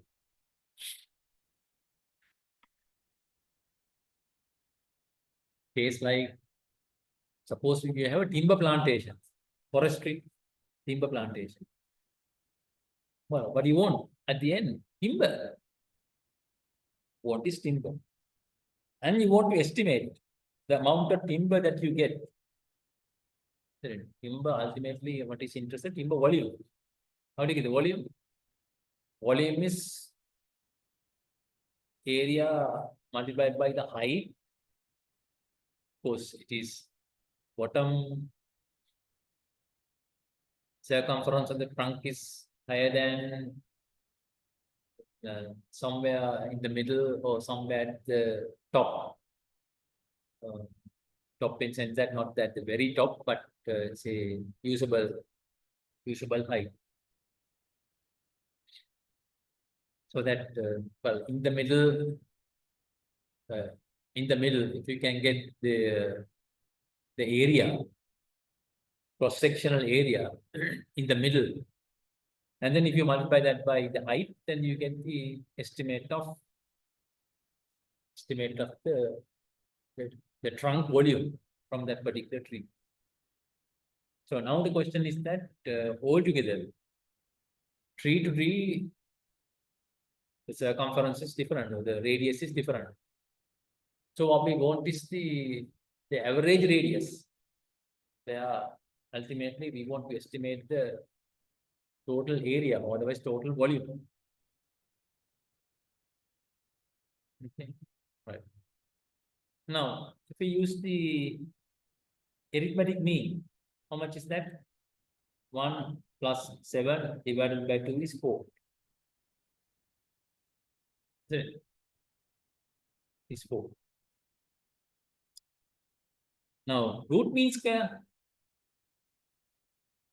is 1 square plus 7 square divided by 2 square root, which is 1 plus 49 divided by 2 square root, which is 50 divided by 2 square root is equal to 5. Which is equal to 5. Now, what is the radius of the first circle? 1 centimeter. Now, I want you to do this as a homework.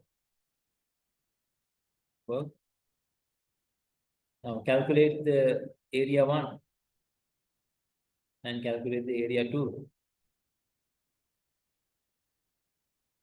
Remember, pi r square using formula pi r square, you calculate the area. Area of the first one, area of the second one, and add the total. Get the sum. Get the sum.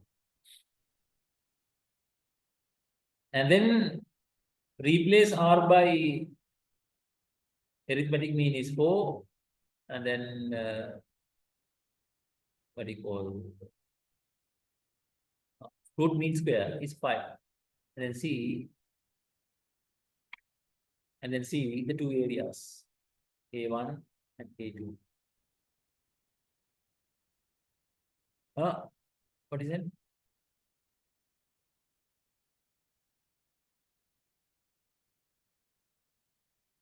Yeah, arithmetic, if you go by arithmetic mean, then you have 4.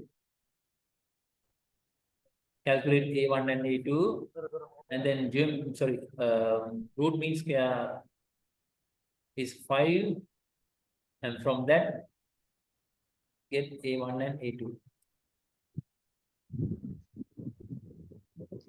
Compare the two values, and you can see that when we use root mean square only, you get the correct total.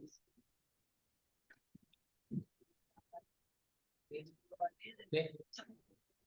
So that you can see arithmetic mean is it's not the only mean available, as well as arithmetic mean does not provide the correct mean every time. Okay. Right. So we are talking about summary measures.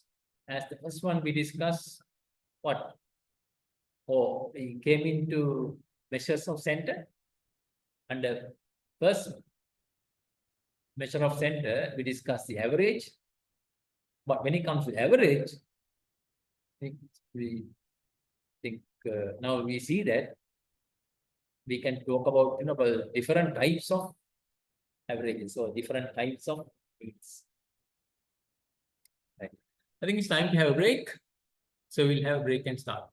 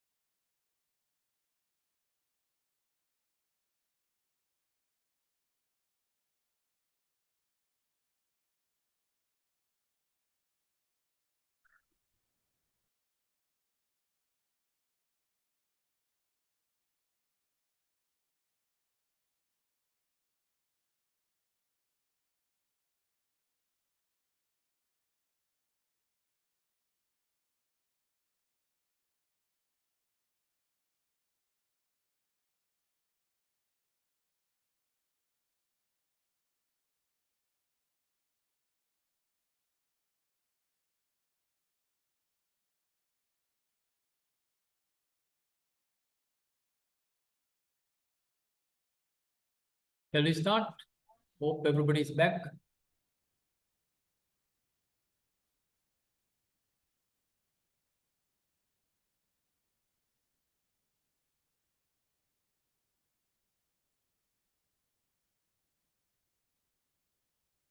Sir, excuse me. Sir, can you please explain about the homework again, sir? The homework. Okay. Right. Homework is about showing that arithmetic mean does not provide the correct average every time, especially with respect to the area in this case. So I said plus one R1 is 1, let's say 1 meter, and then R2 is 7 meters. Yeah. You calculate area 1, area 2. So total area is A1 plus A2. And then using the arithmetic mean is 4. You using A, you calculate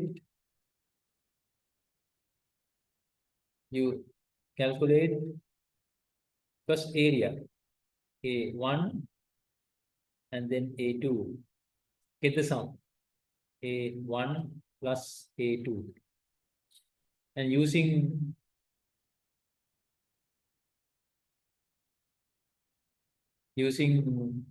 the root mean square, which is 5, you calculate A1 and A2. Get A1 and A2. So you see,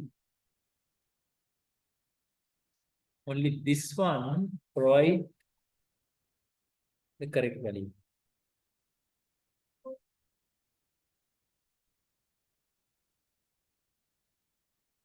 Is that clear? The homework? Yes, sir. Thank you, sir. Right. So we're talking about the average as a measure of the center. Think of a case like, say, 2, 3, and 4. Okay, otherwise 2, 4, and 6. What is the arithmetic mean? 4. Now imagine by mistake we recorded 4 as 60. 6.0 got recorded as 60. Now what is the arithmetic mean? Or the average this time is 22. See, this is the correct value, but now what we have got is 22. This is one of the limitations with averages. One of the limitations with average.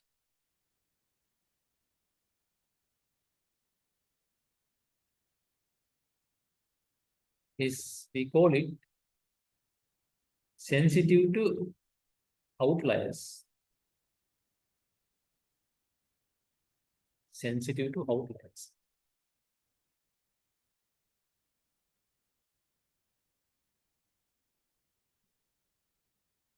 What do you mean by outliers?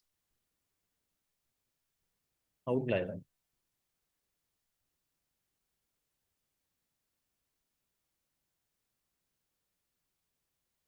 Outliers usually defined as a value highly deviated from other values.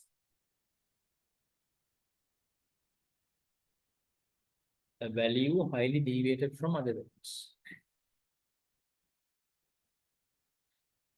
Okay.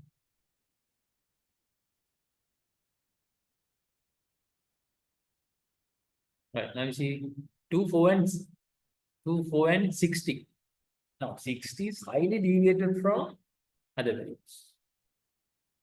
Compared to other values, you find 60 like highly deviated. So such a value is usually called an outlier. So what is the consequence of having outliers? So the estimate that we will get highly affected by the outlier. Estimate gets highly affected by the outliers. That is the problem with outliers.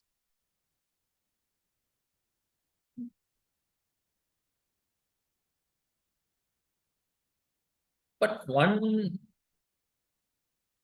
has to be a bit careful about deciding a value to be an outlier. Now you see, going by what is on the screen is that highly deviated. Now, for instance, these days, height value of 6'2", height value of 6 feet and 2 inches is relatively a high value, isn't it? Compared to usual height values, relatively high. But the thing is that 6'2", 6'1", 6'3" is not that uncommon these days. Good old days, we found to be like 6'2" is like a bit unusual. I mean, that's not that common. Unusual in the sense that not that we didn't have it at all. The thing is that it wasn't that common compared to now. Thing is, even now, in a sample, when other values are like, let's say, 5'8", 5'9", all of a sudden you have 6'2", and taking that 6'2" as an outlier, considering the rest. Now, you see, in general, the understanding in the world is that people in this part of the world are not as tall as people in the West. Isn't it? Imagine we undertook a study. Right? The sample happened to consist of a person with 6'2". Now, if you consider that value as an outlier, and then you do the estimation or calculation excluding that value, since you have identified that as an outlier. Then you find our average to be relatively low. And then it supports the statement I said, people in this part of the world to be like not as tall as people in the West. But if you include that value, 6'2" also into the sample, you might find the value that we get is such that our value is in par with value in the West.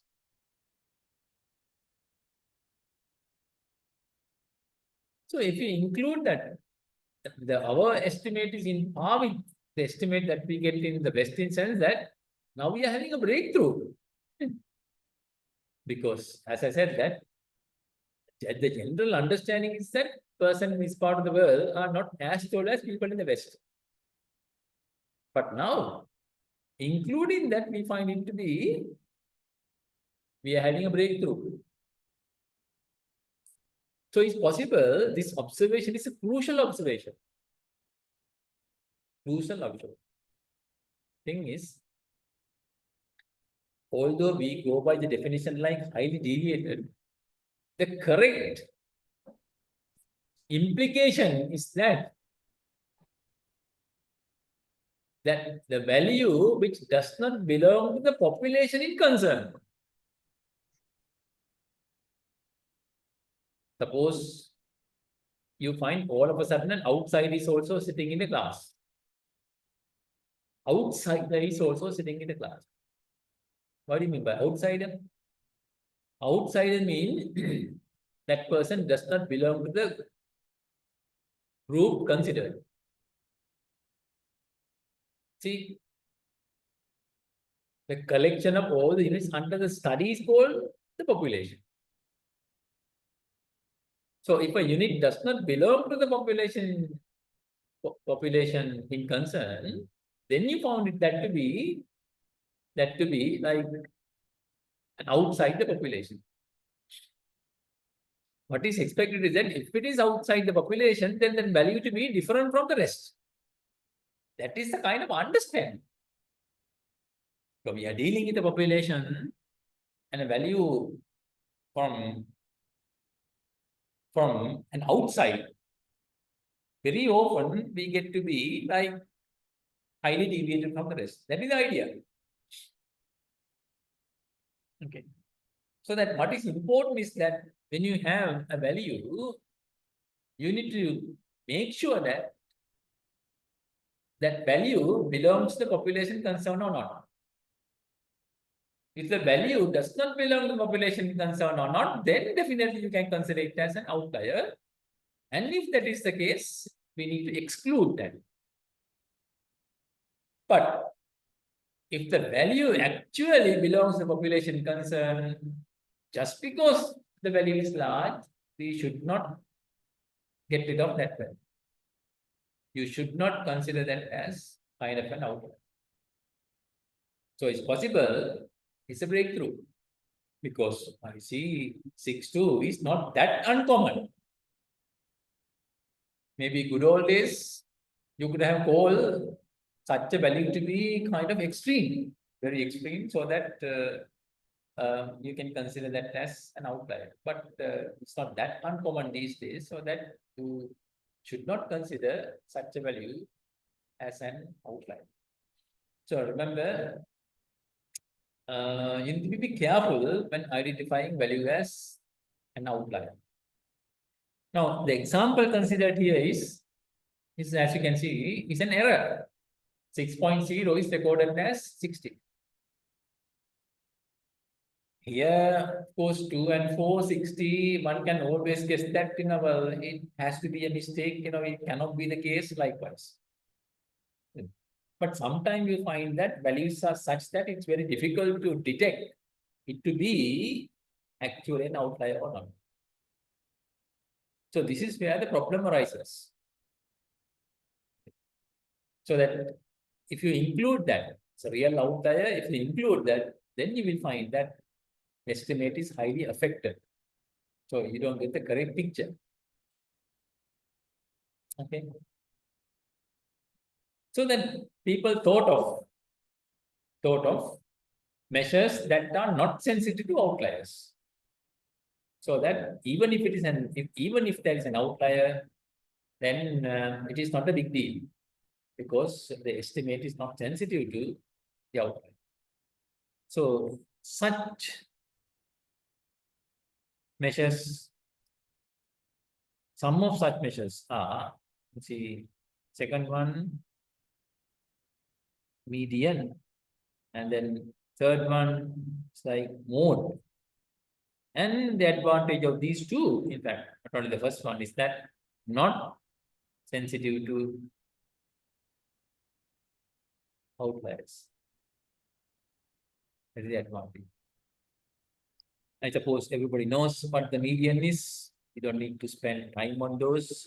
Median is that the value of the middle observation.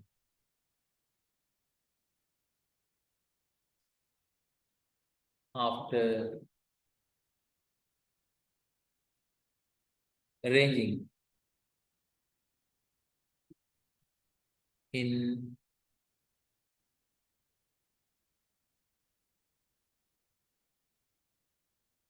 ascending or descending order.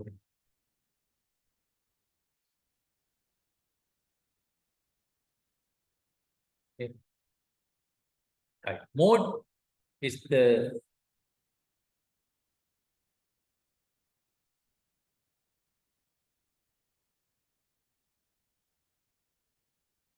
most common value.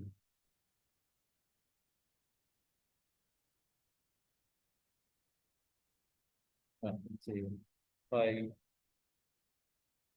2, 6, 2, 8,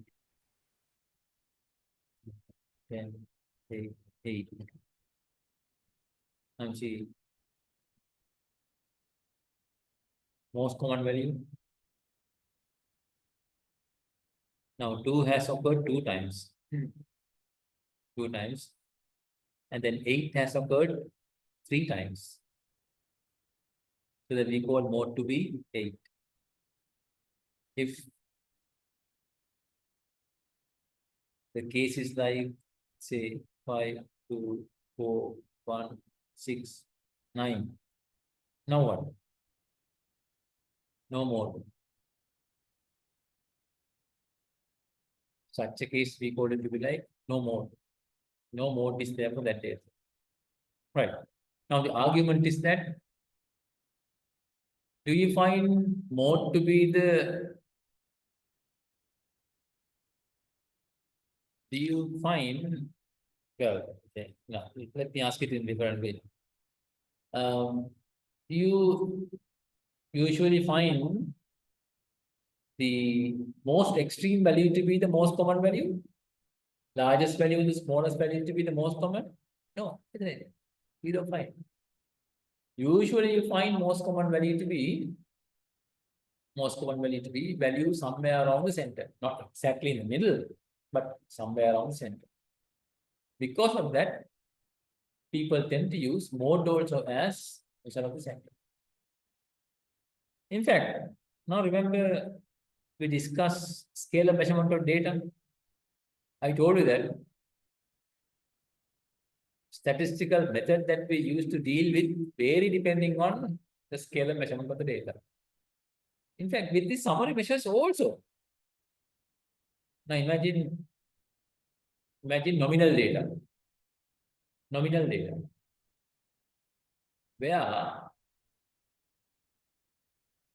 you cannot do any calculation with those values. Where you cannot do any calculation with the values. Now it's like male and female. Can you calculate mean? No, there's nothing like that. See, you can't do any calculation with those values. Nominal data is the case where we have least amount of measurement. Another property of that data. Least amount of measurement. Right. So that cannot calculate mean, cannot calculate median. Can we? No, we cannot. So the question is that, what is the measure of center for such data? See, you understand the question? What is the measure of the center for such data? The only measure that we can think of is what? Mode. Most common value. Yellow, blue, and white. Suppose most common one is blue, then you call it, well, measure of the center is what? Blue. Okay, that's the idea. So, for nominal data, measure of center is what? The mode. You can't use other measures. Now for ordinal data, what we said is that value itself has no meaning. If the value itself has no meaning, will it be meaningful adding such set of values and then dividing it by number of values that we added?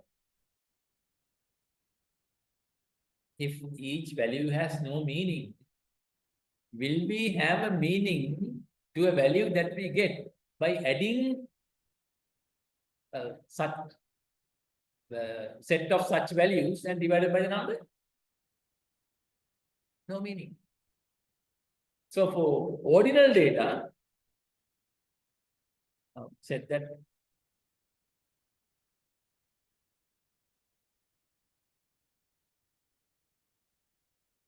nominal data,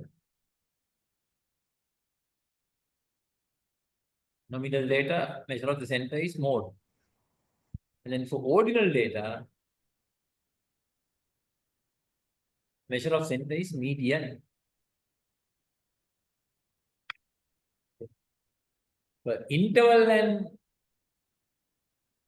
and ratio scale data, very often we use mean as measure of the center. Okay. Right. Advantage of anyway with the mode and median is that they are sensitive to outliers, so that in case if we have set of ratio scale data, like we can calculate not only mean, we can calculate mode and median. So the advantage of that is they are not sensitive to outliers. Right. Think of a case, say this is 2024. Students have marks from those, okay, marks with an average of 80. Average of 80. And then let's say 2023, suppose average was 70. Now if I ask, Sir, not, yes, sir, could you please tell again that what is measure of center? measure of center. Yes, sir. That nominal data is mode, for ordinal data it is median. That's right. So that say ratio scale, if it is now see nominal data, I said the measure of the center is mode, or the measure that can be used as measure of center is mode. And then for ordinal data, said the measure that we can use as measure of the center is median, or the appropriate one is median, not the mean. So similarly, the measurements are in ratio scale or as interval scale, then the mean or as average can be used as an appropriate measure. Or the mean average is applicable for such case. Measure of the center, data set is there, center. That's what I mean by center. When you have the data, of course, you can organize them in ascending or descending order. Center, somewhere in the middle, not exactly the middle, somewhere in the middle. So, measure of the center or the central tendency. Central tendency. What value do we have in the center? Not exactly in the middle. That is what is called central tendency, and the measures that can be used to have that understanding are called measures of center. Okay, that Okay. any other, I don't know, any specific doubt that you have, or that's good, but you can look at that in a different way, so that you can understand more about it, asking questions. That's good. Anything specific?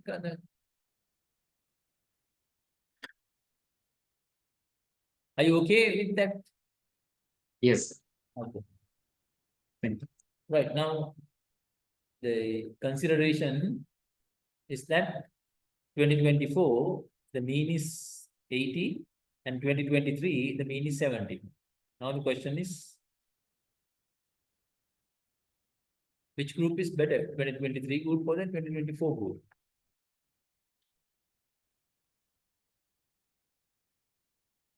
I'm sure everybody will say that, well, 2024.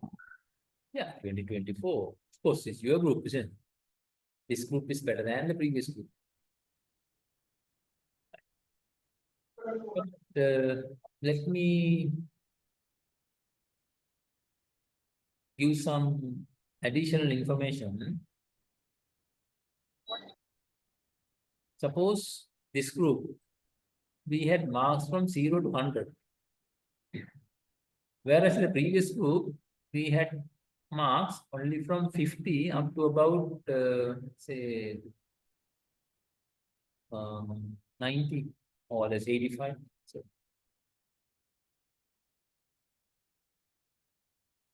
okay. 2024 mean is 80, and then 2023 mean is 70. And then 2024 marks starting from 0 up to 100, and then second one starting from 50 up to 90. Question is, which group is better?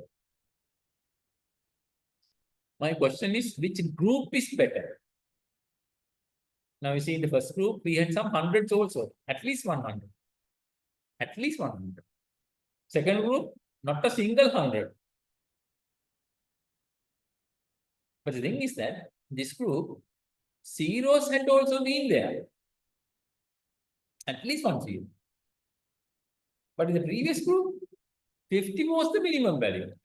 Everybody had marks above 50. So it's possible the large or larger average for 2024 is because of those couple of hundreds, or otherwise that 100. You found that average got increased. Some zeros had also been there. At least 1 zero. If a 0 is there, can we call it to be, in general, I'm talking about in general, to be a good group? Especially in the case, now we see this, the other group, minimum value is 50. Everybody had marks above 50. I'm sure in this kind of a situation, everybody will say that second group is better than the first group. Earlier, what did we say?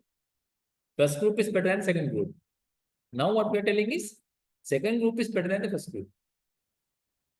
You see? First time, well, by the way, still the same mean. Still the same mean. Now in the first case, we had information only about what? We had only the mean. We had information only about the center. Only about the center. Now, minimum and maximum are given. Minimum and maximum are given. So with the minimum and maximum, in addition to mean, I gave minimum and maximum also. With this minimum and maximum, so it's additional information I gave. With that additional information, now what everybody says is second group is better.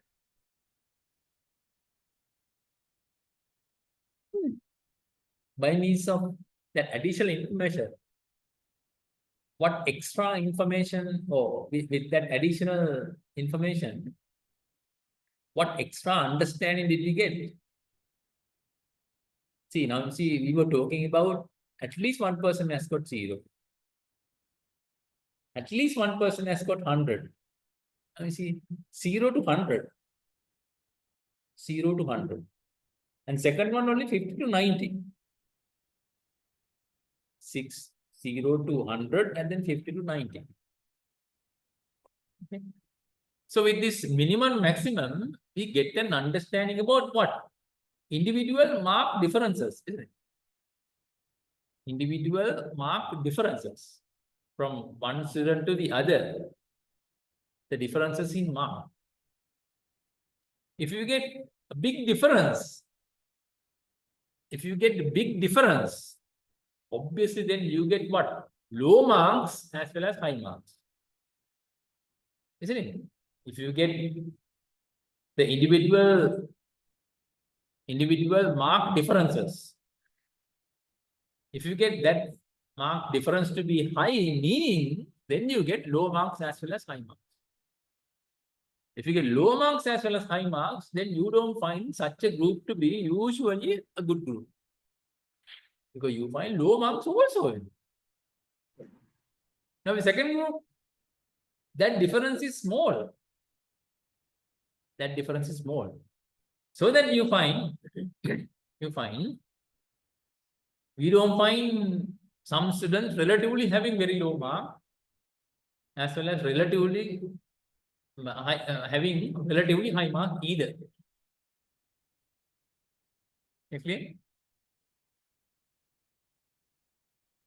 So we can see in the first case, well, I gave information only about the center. Second case, in addition to measure of the center, I gave information about individual differences.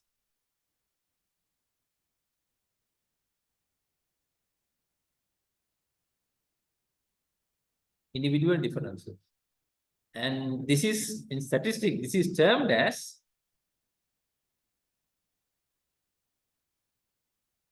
dispersion. Dispersion. Otherwise, this is what is meant by variability. Differences. Values are different. It's not the same. So this is termed as dispersion. So now we see measure of information about measure of center or information about the center alone is not sufficient to make a valid statement. Because first case in the first place, we said first group is better. That time we had information only about the center. But now, as you can see, after having information about dispersion, we change our mind. Now what we are telling is that second group is better than the first group. Meaning information for the center alone is not sufficient to make a valid statement. Need to have information about dispersion as well. Okay. Right. Then the question is that what measures can we use as measure of dispersion? Measures of dispersion.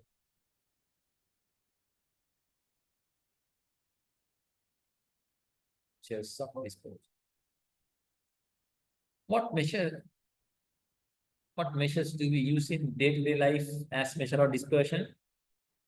I suppose everybody uses in day-to-day life the word range. But in reality, we have a bit of a misunderstanding or bit of a kind of a misuse about the word range. Day-to-day use, very often we use it of the form, well, it is ranging from 50 to 100. Isn't it? That's how we use it. It is ranging from 50 to 100. Is that the range? No, it is not the range. Then what we have done is that we have reported minimum and maximum. Yeah. When you say ranging from 50 to 100 mean, what we have reported, what we have reported are minimum and maximum. It is not range. Range is actually the difference between maximum and minimum. So it is maximum minus minimum.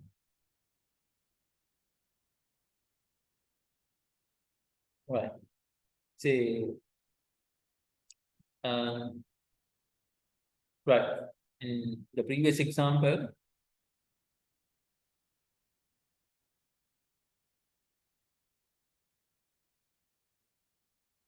range R is equal how much?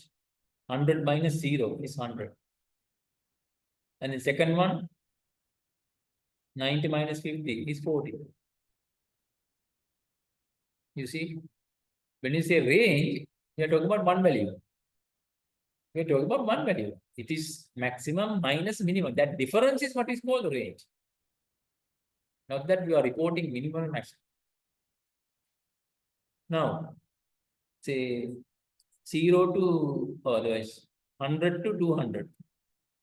Let's say 100 is minimum, maximum is 200. How much is range? Range is 100. And then let's say it is 1900 and then 2000. How much is range? Again 100. Again 100. So that once you have the range, Once you are range, all what you are talking about the difference between minimum and maximum. You have no idea about minimum maximum. It may be 100 to 200 or 1900 to 2000. You don't talk anything about minimum and maximum. It may be 100 to 200 or others maybe 400 to 500 or otherwise 9,900 to 10,000. So, no idea about the minimum and maximum from the range. But one thing is, the range is large. What can we say about that individual differences is large. If the range is small, the individual difference is small. That is clear. Individual differences is the information that we get by means of range.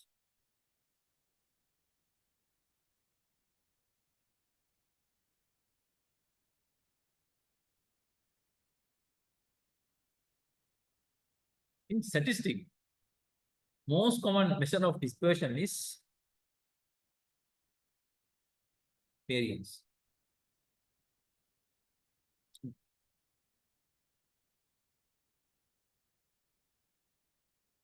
Variance is calculated as, in fact, population variance is usually denoted by sigma square. Now you see population values, which are the parameters, population summary measures, and the parameters denoted by Greek letters, population variance, and then sample variance denoted by S square. Now you see statistics or those estimates are denoted by not Greek letters, but by what? Latin letters, the English letters. Yeah.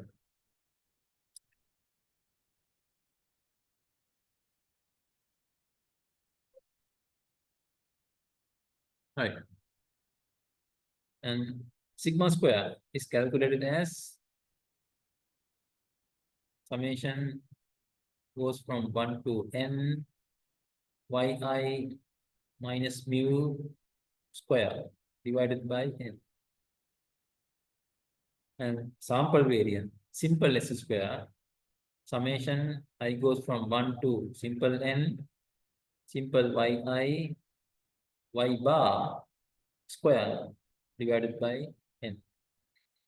Sorry, n minus 1.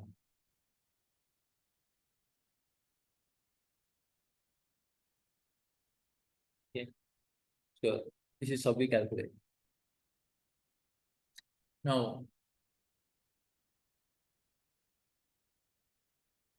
suppose we are dealing with a constant.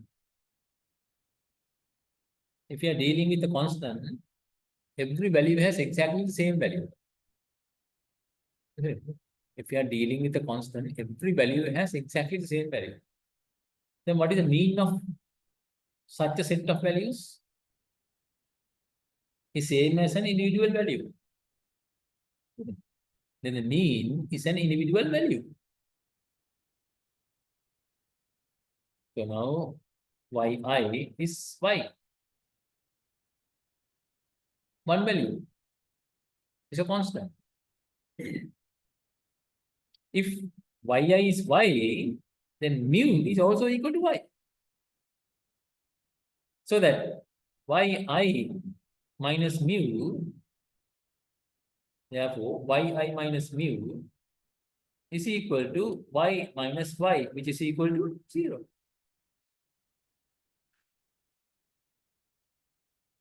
Yeah. And similarly, so y minus y is 0, 0 square is 0, summation of 0 is also equal to 0, and 0 divided by n is also equal to 0.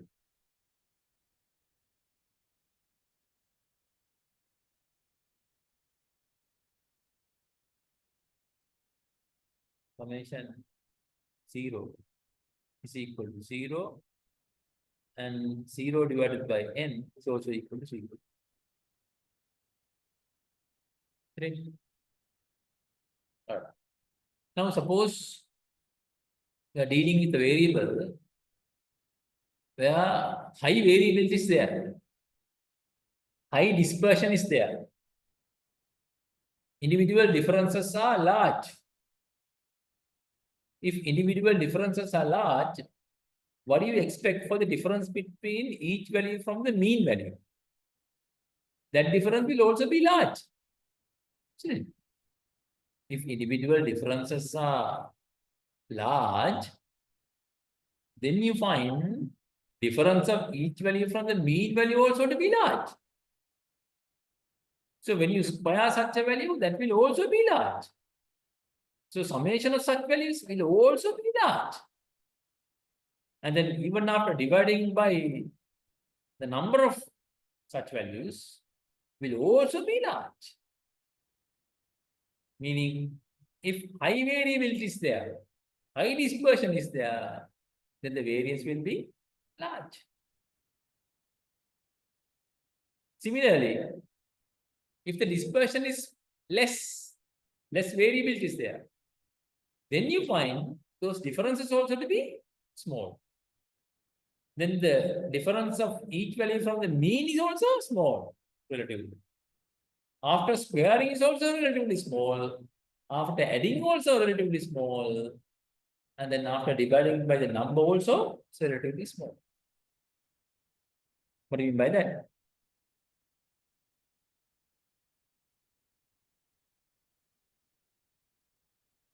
Meaning, if no variability,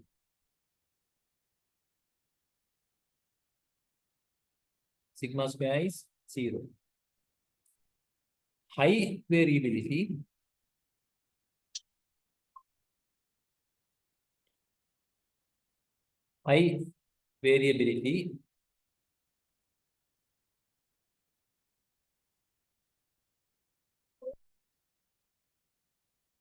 sigma square is large. High variability, sigma square is large. Less variability,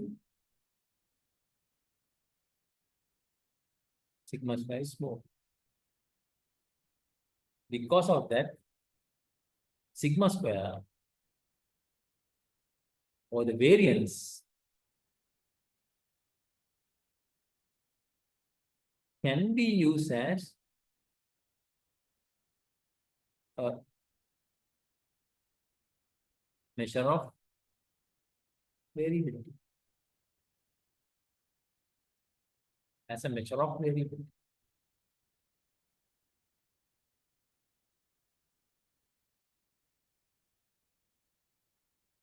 That's how variance is used as the most common measure of dispersion or the variability in statistics. Right. Now, looking at the formula,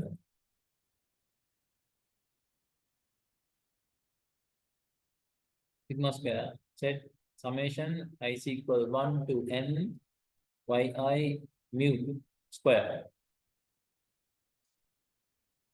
can be written as summation yi square, summation yi whole thing square divided by n capital N.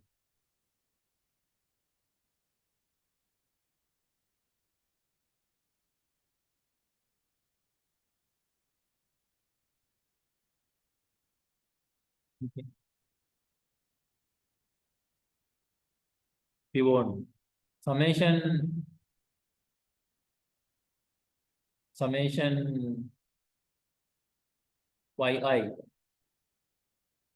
summation yi is equal to n mu. Okay. Summation yi is equal n mu.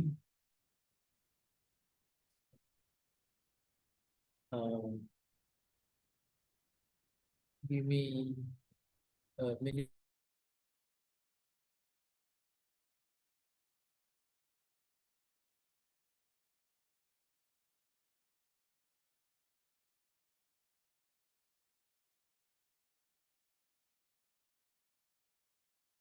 summation yi, because mu is equal what? Summation yi divided by n. So the summation yi is n mu. Okay. So if you want, you can write this as summation yi square minus n mu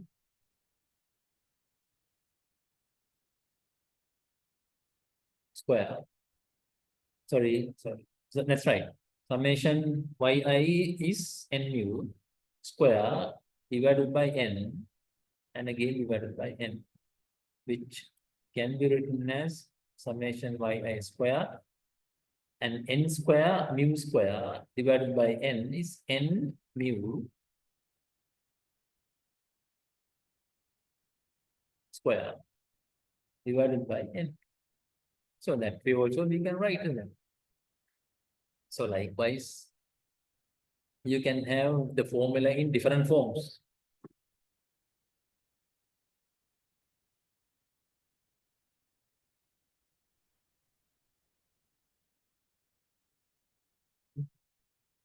But the advantage of, as an example, this form is that you don't need to calculate mean. You don't need to calculate mean. All what you want is you square each, you have values as well as square of each values. Get the summation of this set and summation of this set. With that, you can calculate this. But for this one, you need to calculate mean, and then first calculate the difference of each value from the mean, square them, add them together, and divide by the number. Okay, so that's about calculation. And then you can see that, especially by looking at this form, looking at that form, I suppose we can give a definition to variance. By looking at the formula, we can give a definition to the variance. What is it? So what we have done is that first we have taken the difference of each value from the mean. Difference of each value from the mean. And we have squared that value and added them together. We have added all the squared values and divided by the number. Whenever we divide by the number, what meaning do we have for that? What understanding is that? It's the average. When you divide it by the number, what you get is the average. So that you can define variance as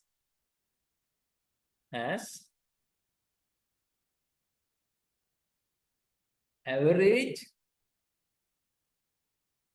squared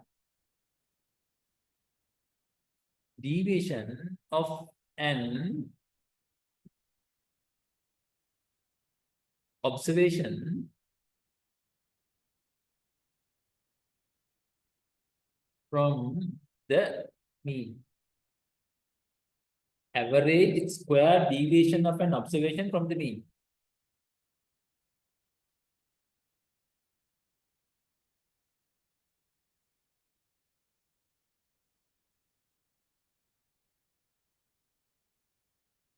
Right. If measurements are in centimeters, with the measurement sign centimeters, what will be the unit in the variance? Now you see this difference. Then the difference will also be in centimeters, but we are squaring them. Squaring them. So it becomes centimeter square. Summation. Summation will also have the unit centimeter square. Dividing by the number, since number has no unit, variance will also have the unit centimeter square. Sigma square will have the unit centimeter square.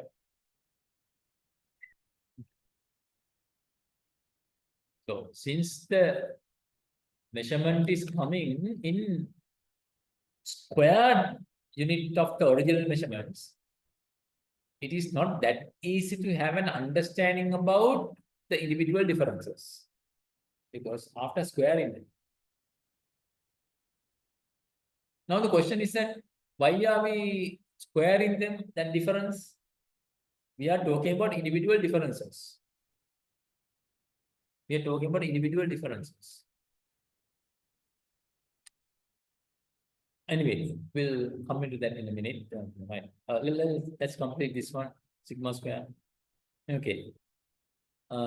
Since the unit is going to be centimeter square, and because of that, it's difficult to have an understanding about the amount of dispersion. We get the square root of sigma square, which is then sigma, and it is termed as standard deviation. So for the population, it is sigma, and then for the sample, square root of s square, which is s, simple s, standard deviation. So sigma will have the unit, if the original measurements are in centimeters, sigma will also be in centimeters, because variance sigma square root of that is sigma, centimeters. So, and when you say that on average deviation is 2 centimeters, 3 centimeters, then one can easily have an understanding about individual differences. So that is the advantage of standard deviation. So that we can call standard deviation to be the third measure. The advantage of standard deviation is that the unit of standard deviation is same as the unit of the original measurement. So that one can easily have an understanding about the dispersion. Another measure is mean absolute deviation. Mean absolute deviation.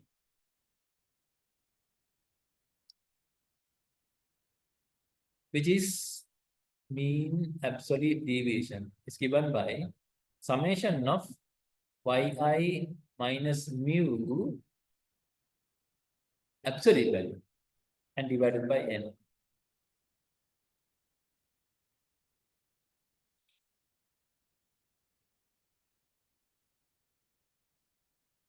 Mean absolute deviation. So once you take the difference, now look at the variance. Look at the variance. Yeah, this is how we have. Okay. Variance, what we said is summation yi minus mu square divided by n. Okay. Why are we squaring it here? Because some differences are positive, some differences are negative. So if you think of taking the average of the sum of the deviations, then you can easily find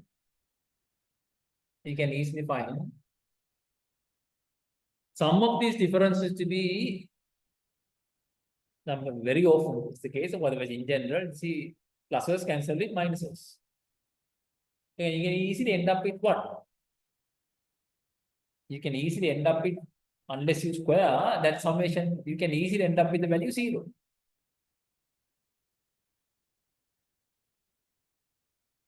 Now remember something I said earlier, if you are dealing with a constant, how much will be the variance?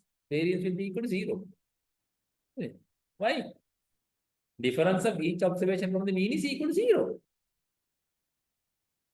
So once you have that value to be like 0, you can easily have an understanding. Well, you can easily misunderstand it like what? No variability is there. No variability. to just add those differences and then get the average, you can easily end up with the value 0. Thereby, we will have a misunderstanding, no variable is there. But actually, it's not that no variable is there. What has happened is that pluses have cancelled with minuses. To get rid of that problem, what we do is we square them before adding them. And thereby we are converting all the values into plus values. All the values into plus values.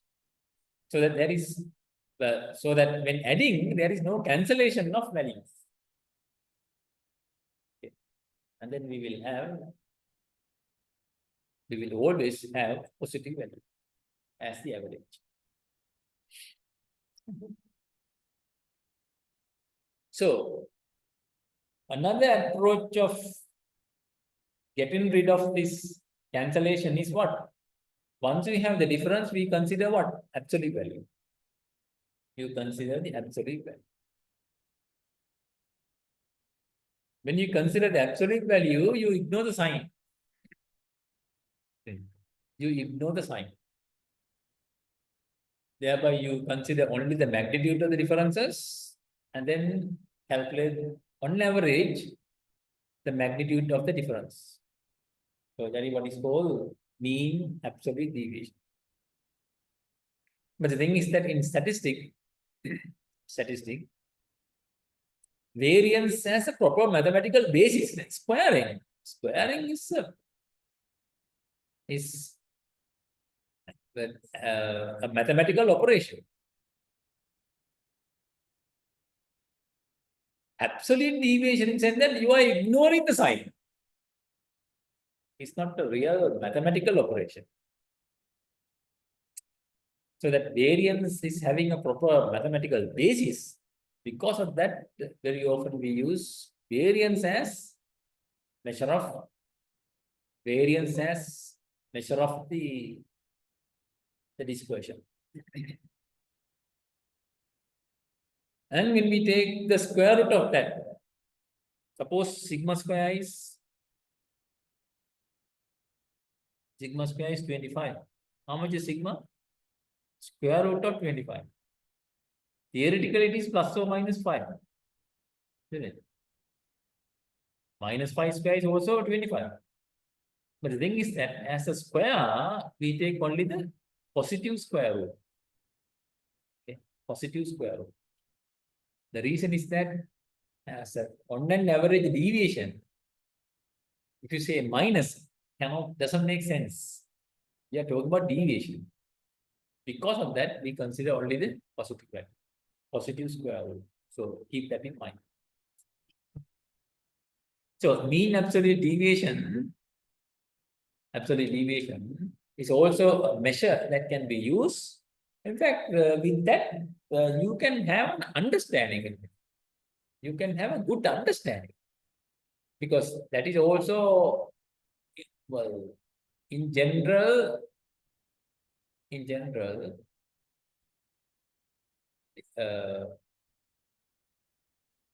on average, deviation of an observation from the mean. On average, deviation of an observation from the mean. By the way, sigma is not equal to median. Okay, mean absolute deviation. Okay, it's different. Maybe again as homework, you can try that. Just have set of values, say 1 to 10. Calculate the mean, calculate variance, standard deviation, and then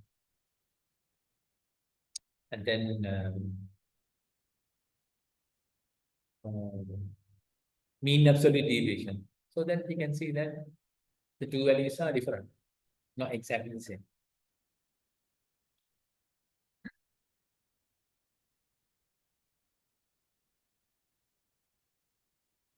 All right.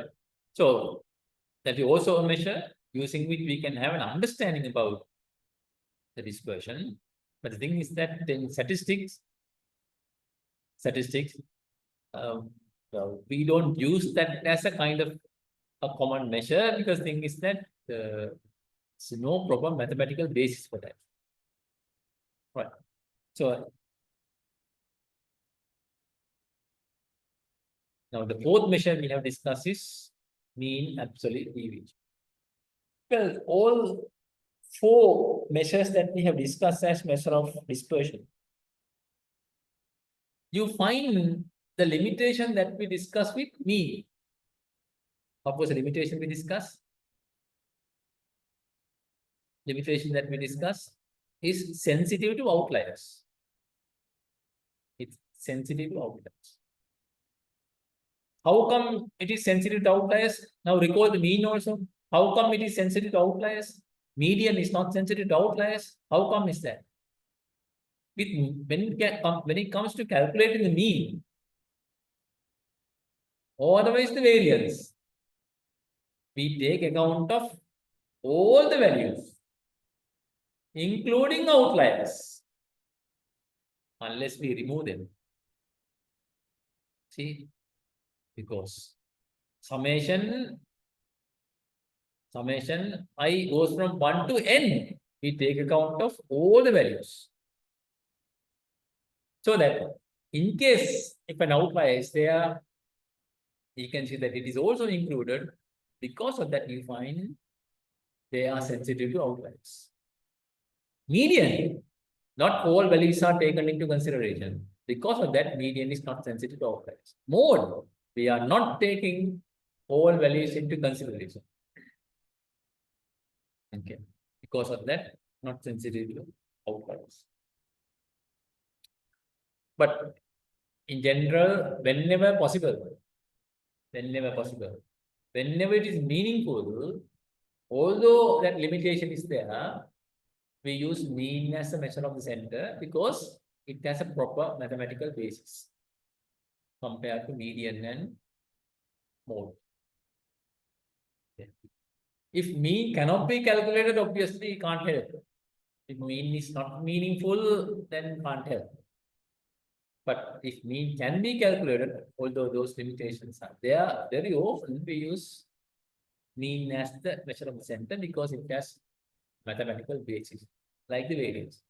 So variance too, the issue is that sensitive to outliers is because when it comes to calculating the variance, in fact, not only variance, starting from range, variance, standard deviation, mean absolute deviation, all are sensitive to outliers.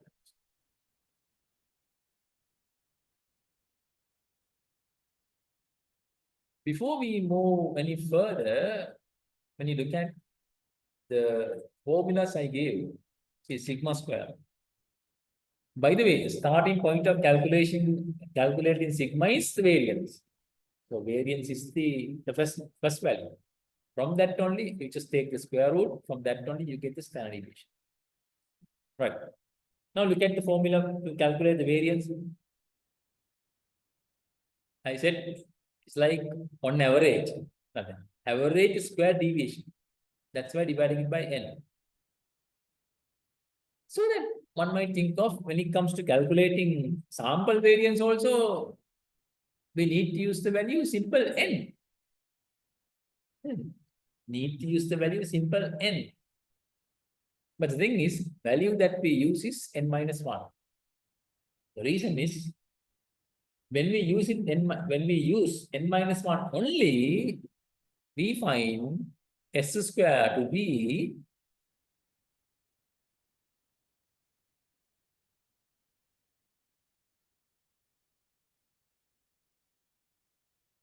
then only we find s square is an unbiased estimate of sigma square. S square is an estimate. And we want estimates to be unbiased. Okay. So when we use denominator as n minus 1 only, you will find it to be unbiased. Now remember, the other day also I mentioned that there is a mathematical definition for this bias. or as opposite of unbiased. Mathematical definition.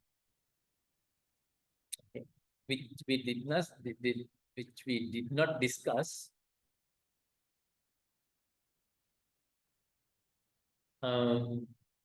Because what I said is that you need to have a bit more background in order to understand the concept, so that perhaps later on we will talk about that. Okay? But for the moment, we don't need to go by that mathematical definition. But remember, when n-1 is used only, we find that mathematical definition is satisfied. So that's why n-1 is used as the denominator. Not exactly n, but n-1. This n-1, is termed as degrees of freedom. Is termed as degrees of freedom. Or in a way, number of independent observations. Number of independent observations.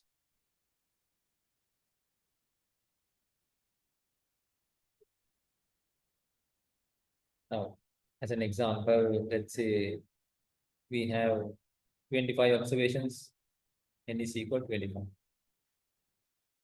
So when we have such a set, we can easily calculate mean. So mean is known.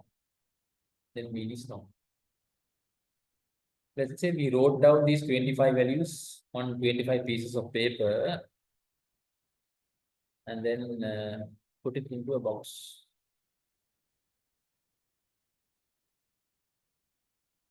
Put it into a box. And then take values one by one. Do you have any idea which value is going to come up first? No. What we can say is that one value out of those 25. That's all. Okay. How about second value? Not the second value either. How about 20th value? Now we have taken 19 values. Now all those values are on the table. Originally also we had values, and that's why we calculated the mean. Now we put those values back into the box and take it one by one, and we have taken 19 altogether. Now we are going to take the 20th. Now these values are known.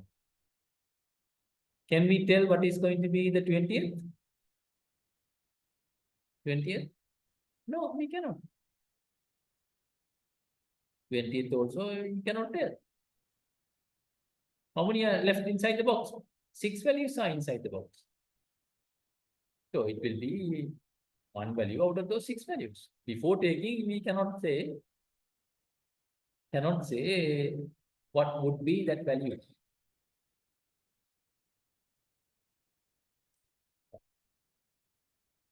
How about 24th value? What is 24th? Now, how many are there inside the box? 2 values are there inside the box. And we are going to take now one out of those 20, one out of those 2. Because 23 we have already taken. Now we are going to take the 24th one. So now there are 2 inside that box. So the question now is,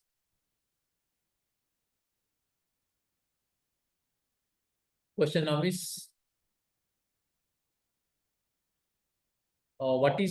would be the value?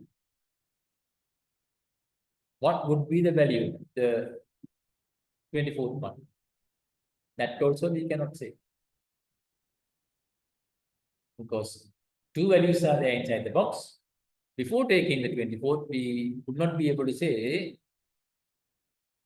the value of the 24th one before taking them. Suppose we took the 24th also. Now outside we have 24. Now we have 24. Now there's 1 inside. Can we predict the value of the last one, 25th one, before taking that one? Now 24 we have already taken now. We know the values of these 20. So before taking the last one, can we predict the last value? Yes, we can, isn't it? We can. Why? We said that this mean is also known, isn't it? So that we know altogether the total.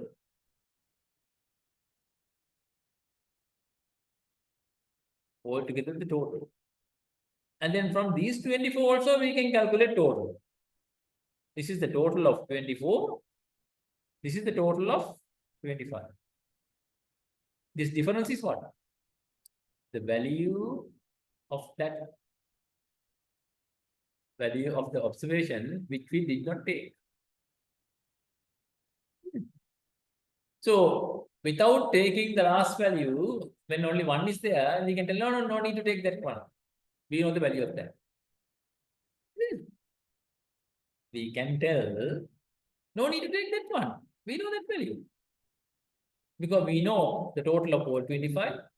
As well as since we have taken now 24 out, you know the total of those 24. That difference is what? Is the value of the observation inside the box. Meaning what? Last one is not independent from the others. Is it? Last one is not independent from the others. So how many independent observations are there? Only 24. Or otherwise, in general, n-1. So that's why I said that. You divided by n-1, number of independent. So in a way, you can say that. So last one depends on the others. It is like what? We are using a value that we know in advance. It's like that. Now remember when taking the sample, he said, until we complete the whole sample, we should not know who will get selected as well as those values.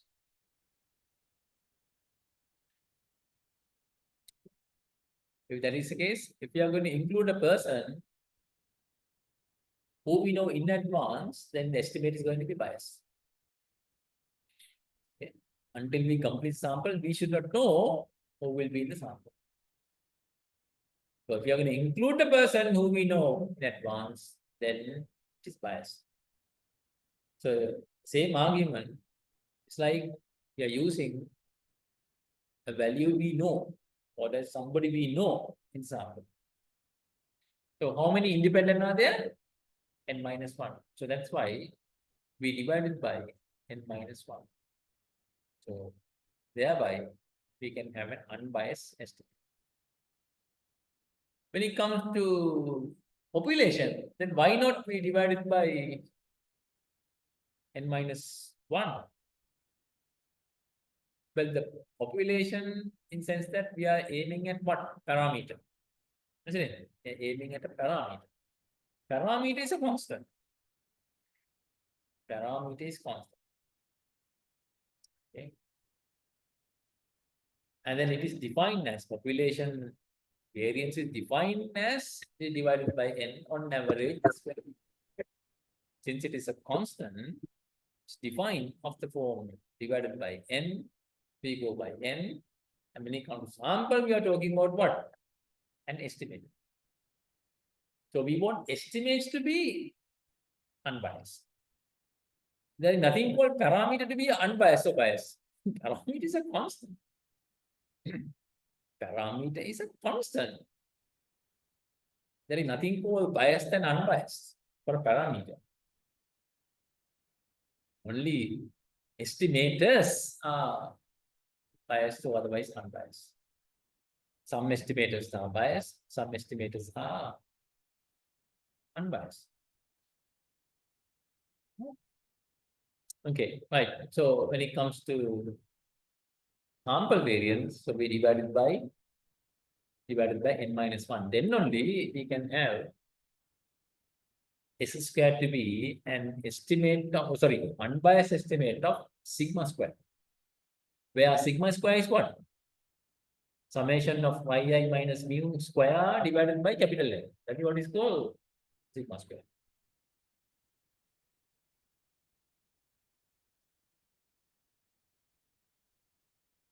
Okay, right.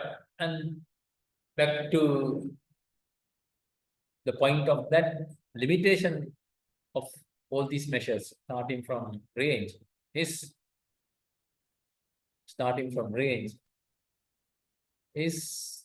sensitive to outliers. So that people thought of measures of dispersion that are not sensitive to outliers. Thought of measures that are not sensitive to outliers with measures of dispersion also.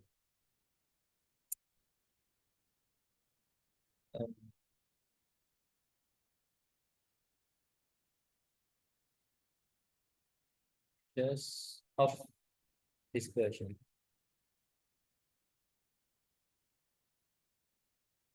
That are not sensitive to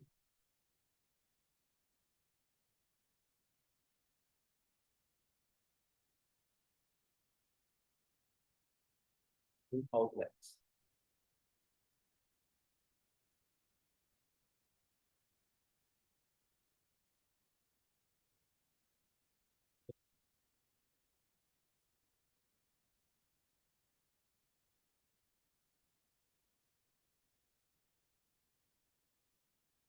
Those measures in general are called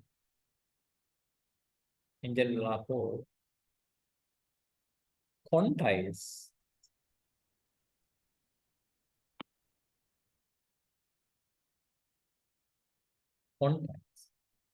Quantiles can be discussed by means of quartiles and then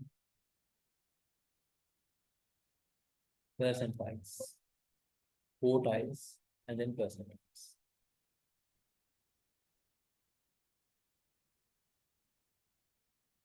Quartiles.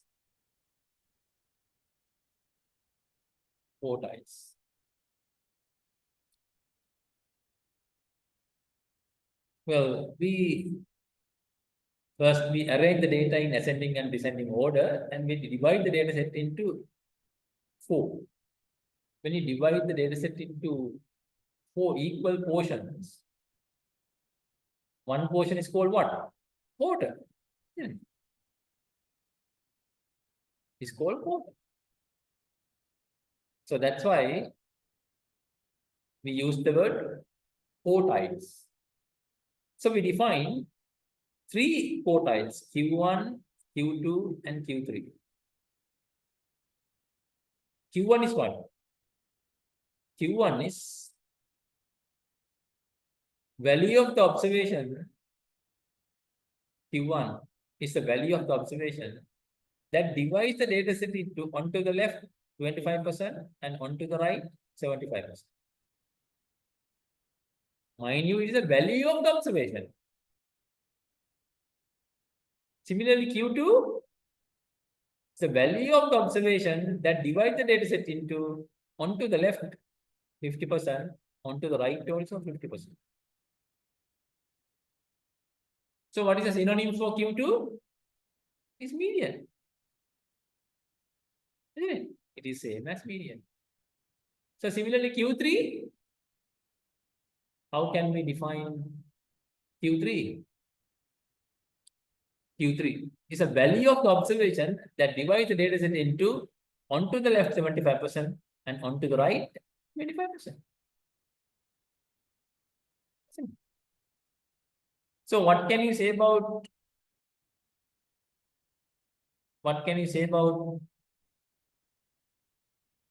Q1, Q2, and Q3? Q1, Q2, and Q3.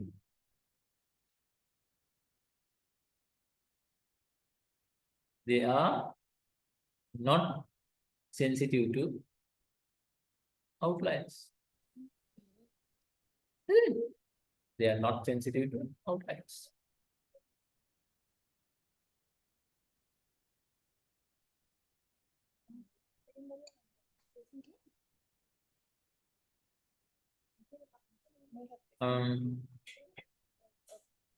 See, we define only 3 quartiles, Q1, Q2, and Q3. But theoretically, as you can see, one can think of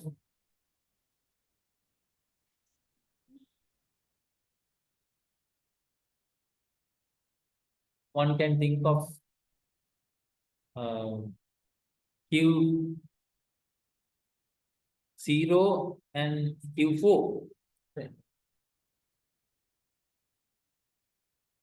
What are Q0 and Q4? Q0 is minimum, and Q4 is maximum.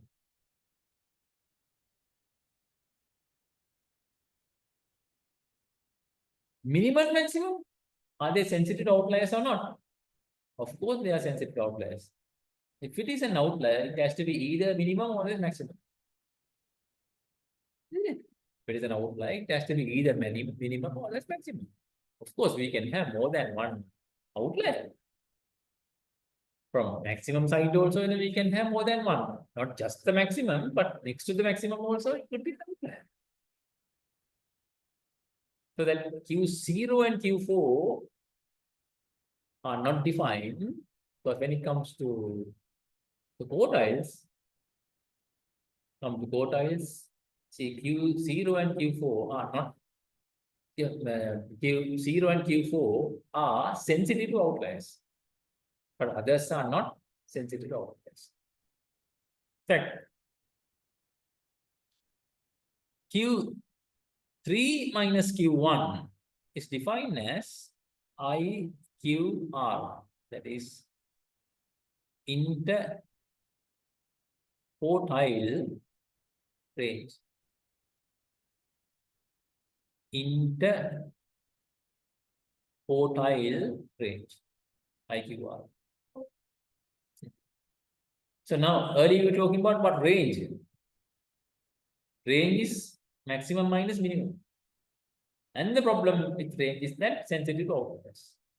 But IQR, again a range, but this time not based on minimum maximum, but based on Q3 and Q1.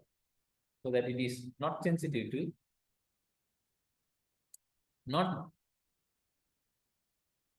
IQR is not sensitive to outliers.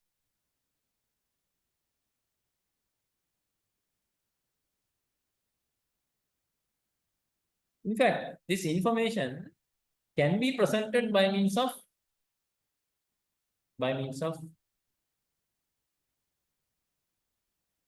graphically. Let's say you have scale on top,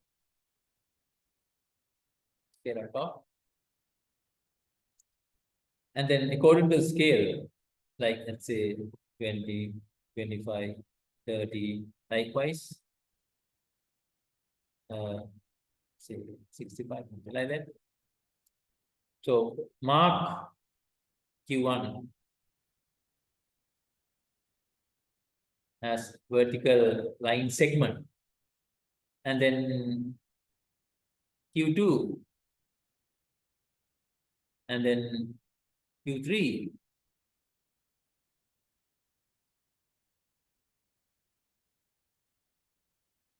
and we combine top of those vertical line segments by a solid line, bottom of those line segments also by a straight line, horizontal line.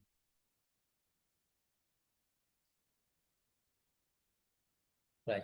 Two-dimensionally, we can call this to be a what? Box. This kind of a diagram is called box. Because of that, this is called box plot. Since we have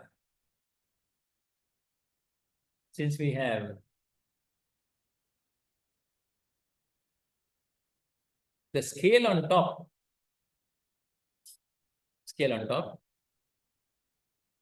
we can have an idea about what? Q1, Q2, and Q3. And then you can have an idea about what? IQR also.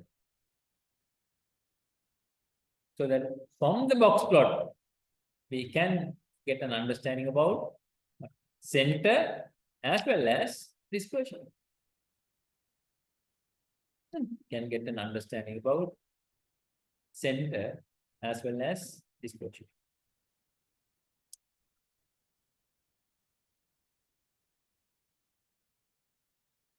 Remember, we said that Sir, that 65 is Q3 or Q4?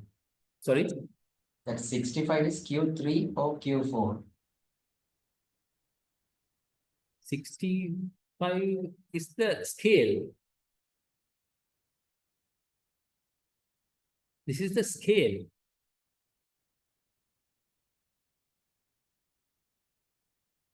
You can have a 15, 10, likewise, scale. Is that clear? Yes. Okay. But here what we have done is that we have, since we have identified, let's say we identify Q1, Q2 and Q3. Once you identify Q1, Q2, Q3, you can mark them. Okay. So once you mark them, you can combine them by a solid line. And thereby what you get is what is called the box plot. Obviously, Q3 is not the maximum, is it?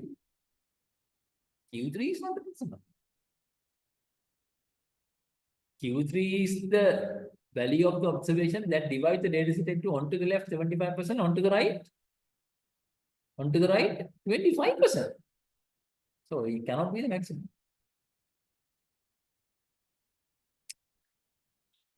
What is called the box plot. And then finding Q1 and Q2, Q3.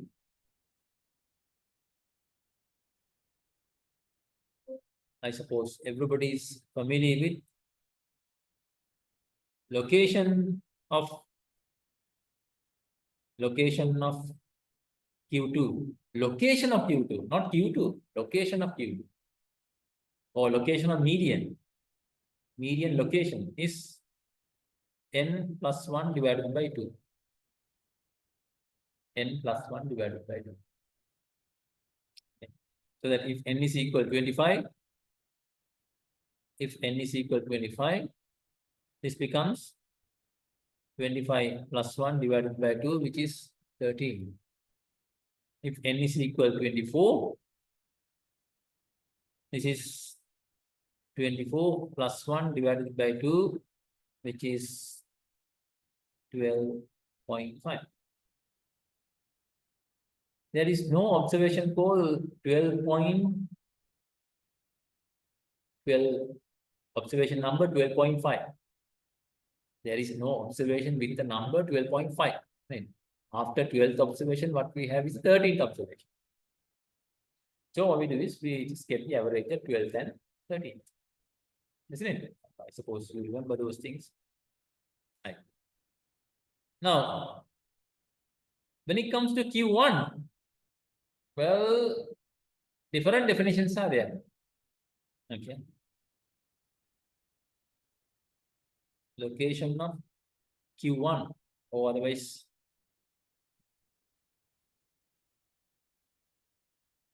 Q3.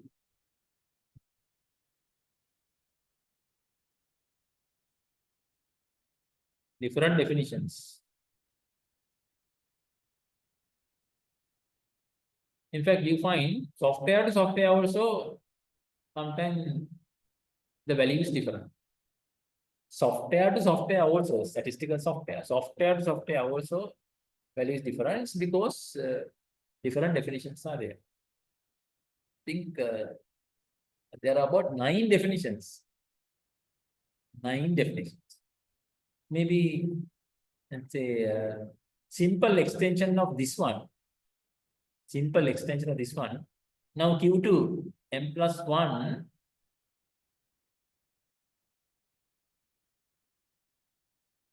n plus 1 multiplied by half or that divided by 2. So similarly, at least half of the location of half the observations. Location of half the observations. So that Q1 then is calculated as location of 1/4 n plus 1. Simple extension. So Q2 is half of n plus 1. And then similarly, Q1 is then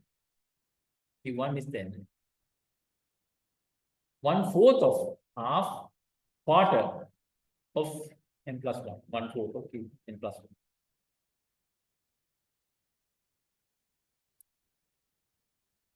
Another definition is that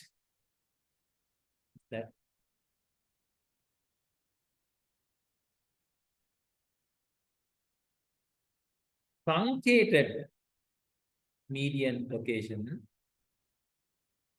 plus 1 divided by 2. Truncated median location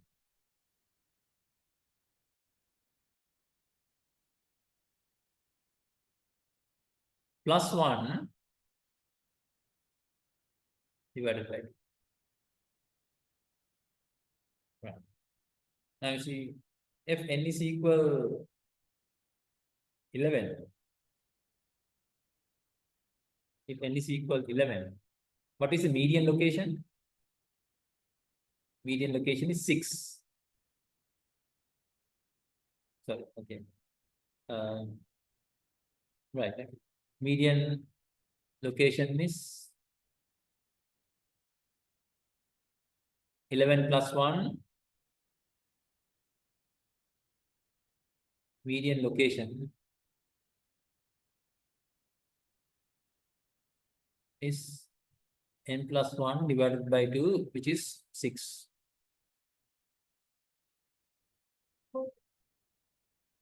If n is equal 12, median location is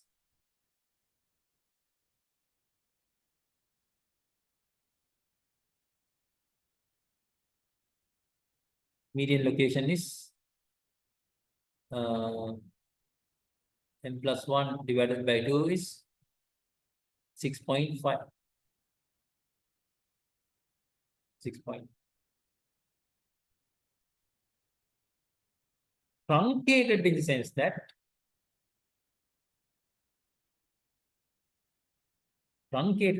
that implies you remove the decimal point.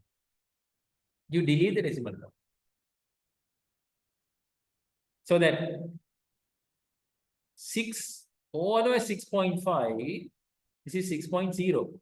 The 6 means 6.0. So that truncated value is what? Truncated value is 6. Okay. So that Q1 with n is equal 11. Okay. Sorry, n is equal 11. Q1 is truncated median location 6 plus 1 divided by 2, which is 3.5. With n is equal 12, Q1 is 6.5. Sorry, truncated median location. Truncated of 6.5 is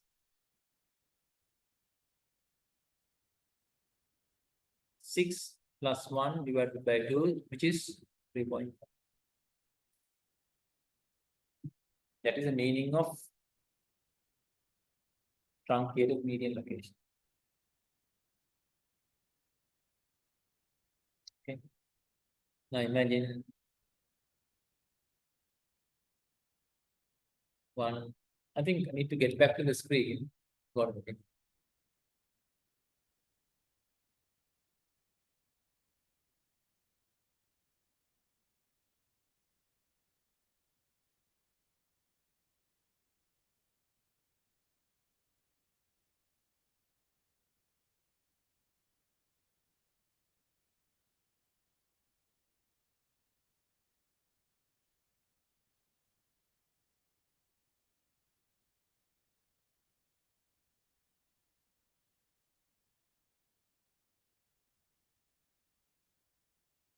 1, 2, 3, 4, 5, 6, 7, 8, 9, 10. What is the middle? Middle is 5.5, isn't it? 10 plus 1 divided by 2 is 5.5. So, yeah, this is the median. So, Q1 in sense what? Middle of these 5, which is this, which is that. So, let's see. 5.5. 5.5 truncated is 5 plus 1 divided by 2, which is 3.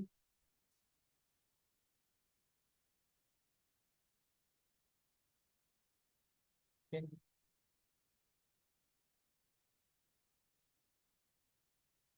Now you see, one to the left we have 2, one to the right also we have 1. One to the left we have 2, one to the right also we have 2. That's the idea. Median. This is what is truncated median location.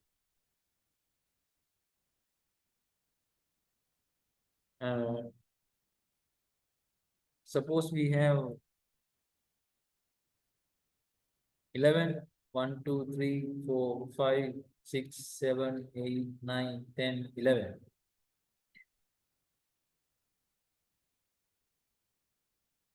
What is the middle? 11 plus 1 divided by 2 is 6.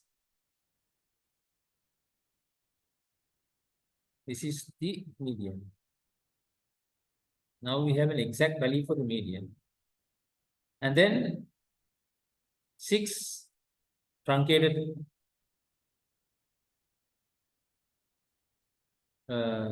truncated median 6.0 is 6. 6 plus 1 divided by 2, which is 3.5.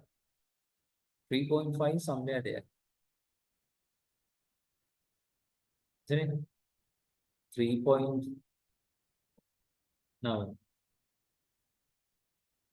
11, 1 divided by 2 is 6. Okay. 6 is the median. Now 6.0 is 6 divided by 2 is 3.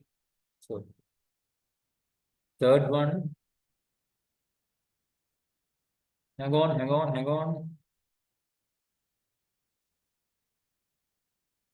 Truncated median location plus 1 is 3.5. Okay. So now Q1 onto the left 3, onto the right 3, including 6. And 3.5 from the other side is there.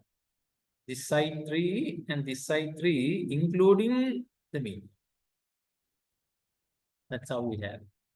See, one can have an argument, isn't it? One can have an argument. Now, see, compared to the two situations, one can always have an argument. So that's why these different definitions are there. Now, imagine we go by the first one, n plus 1 divided by 4. Now, if 10 observations are there, 11 divided by 4. Okay. That is 2.35. 2.75 is less than 3. Somewhere there, isn't it? Depending, see, different definition, different values. Different definition, different values. Not exactly the same. Okay, so keep that in mind. But you can see that pretty close to each other. Values cannot be that different. But the point here is that both eyes are not sensitive to outliers. By the way, need to remember we said that time to time we need to have a quiz. shall we have, last week we had a trial one. Shall we have the quiz for the day?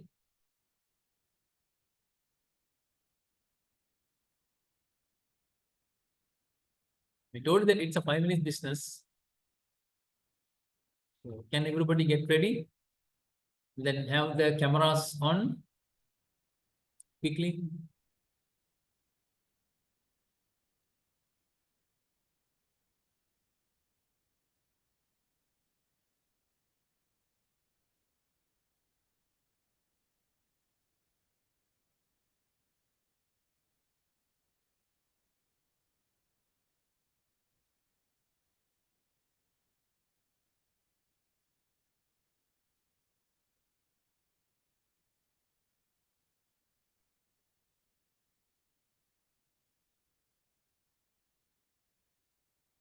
By the way, in case, if you don't find the number along with the name, then I won't be able to assign marks. Now see, Sugat Amarasiri, there is no number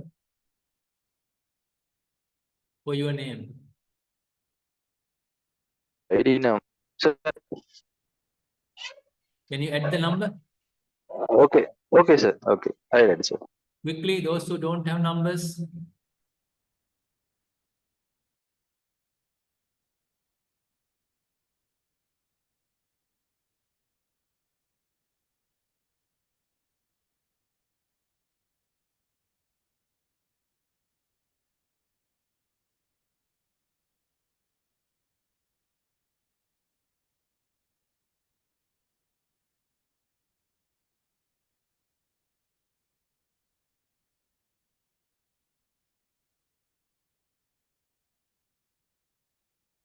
Now, Inoka Ratnayaka,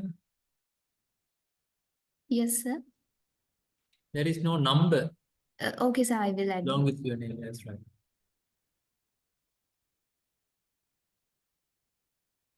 Now, thing is that, So I added my ID number because I haven't yeah, got that's my fine. registration. No problem. No Okay, sir. problem. Okay, sir. Okay, Yeah. thank you, sir. Otherwise, we won't be able to add your quiz marks into the final mark. It's a problem. And then Takshila Liyanage,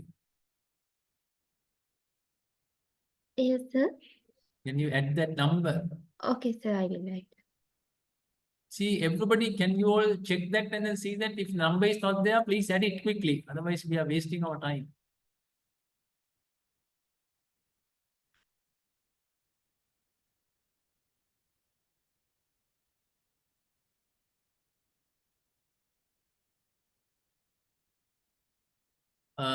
Manu, can you have your camera on?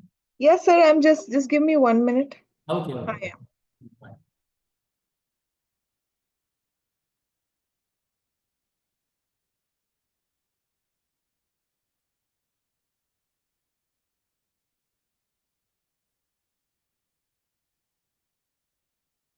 Vikram Singh, WMDK, we can't see you on the screen.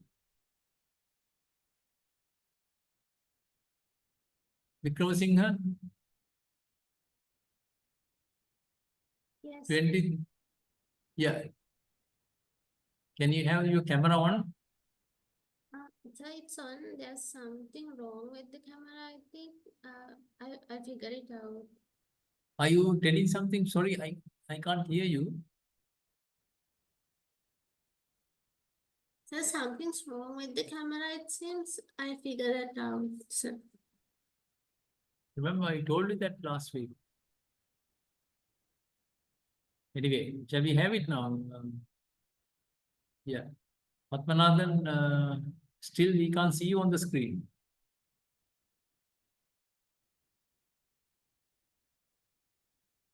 $24,036.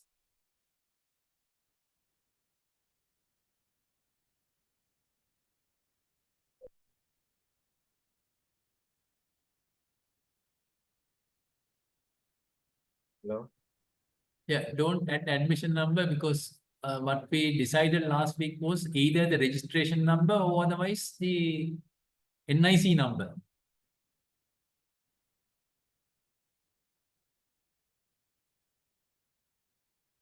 And the NIC number.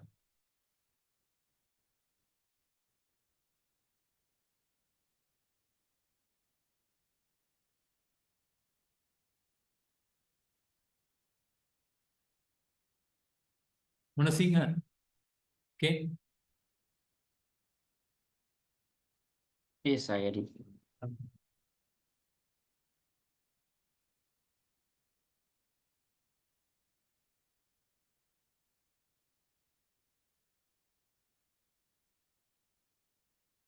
Anistan, okay, no problem. Right. Hope everybody is ready. Since this is the first one, let me give you a simple one. By the way, KNW 37, what is that? Who has enrolled by now? It's moving, difficult to catch. KNW 3768. What is this number?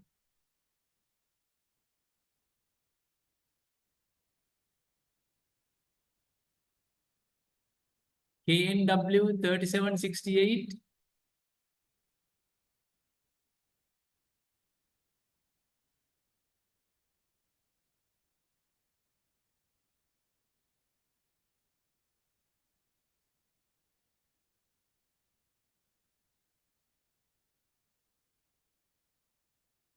Did you get the message? KNW 3768.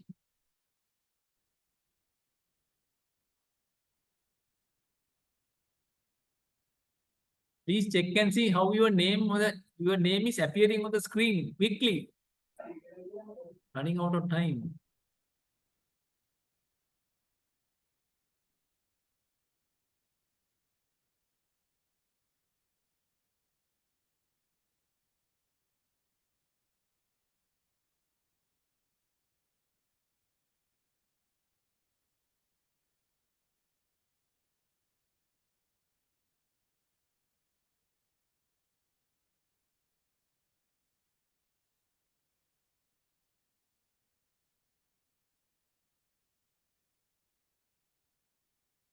It's very interesting, I don't know why some of you cannot hear.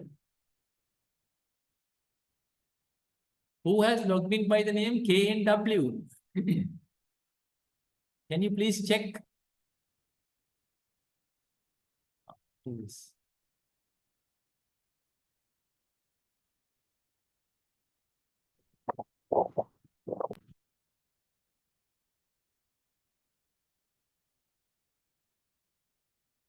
Who is KNW? I thought answer to my question.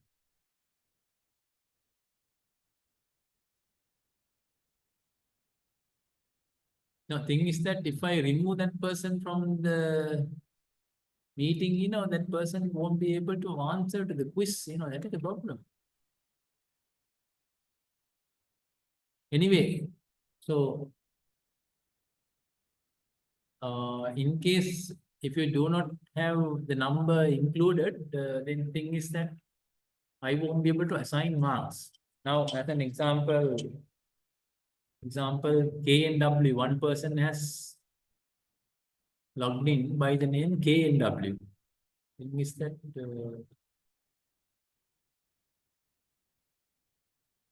sometime yes, you log in by some other person's machine so that you don't know how it appears in the ultimate list of the participants. But anyway, I think we are spending our time.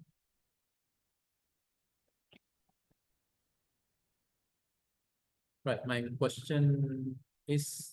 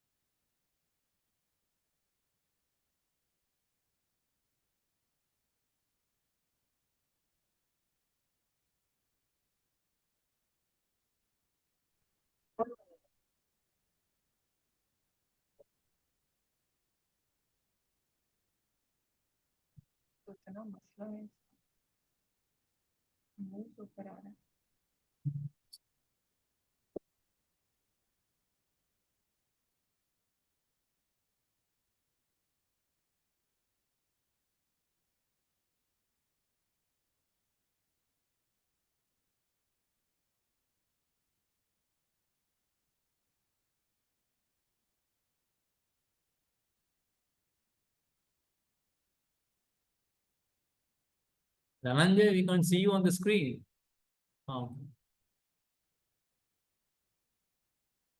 Mahnur, we can't see you on the screen.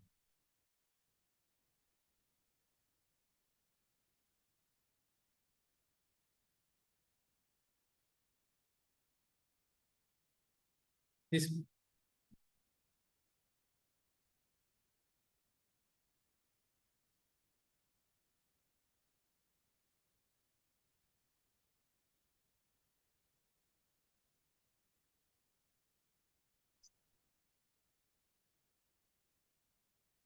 okay. No, it's okay. Right, so let me give the question. Again, logical question I'm asking, okay?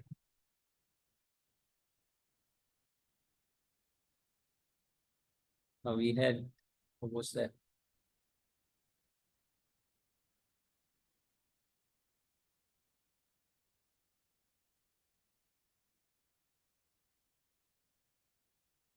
Remember box plot we were talking about?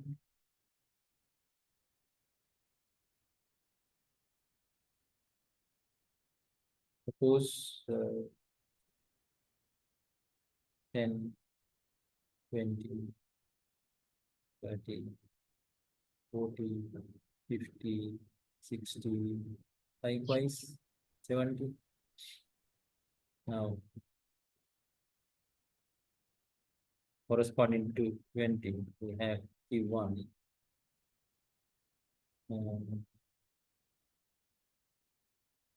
Q2.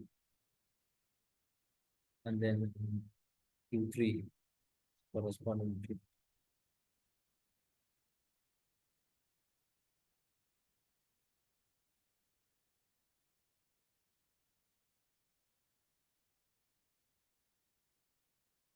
compare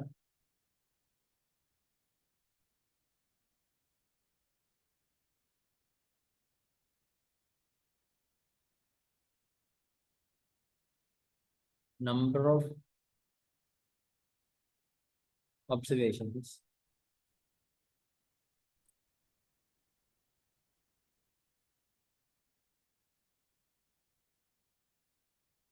on the two sides of Q2.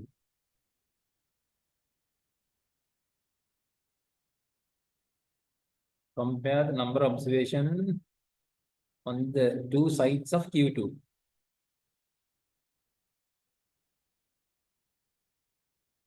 Between Q1 and Q2, Q2 and Q3.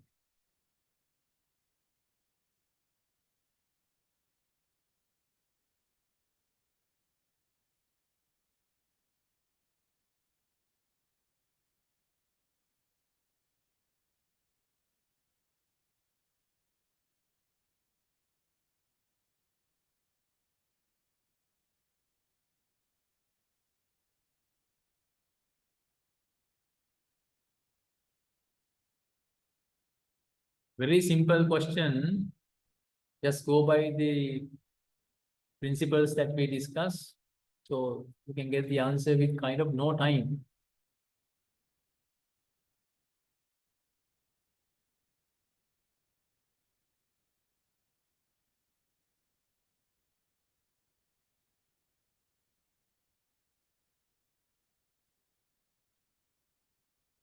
No, you can see that is board, sir. Somebody asking question or one? No, I couldn't see the board, sir. The question. Question. This The is board is not displaying. The board is not displaying. really? Yes. I think. Can't everybody see the question? Can see, We can sir. we can Prasad, see. Huh? We can. Yeah.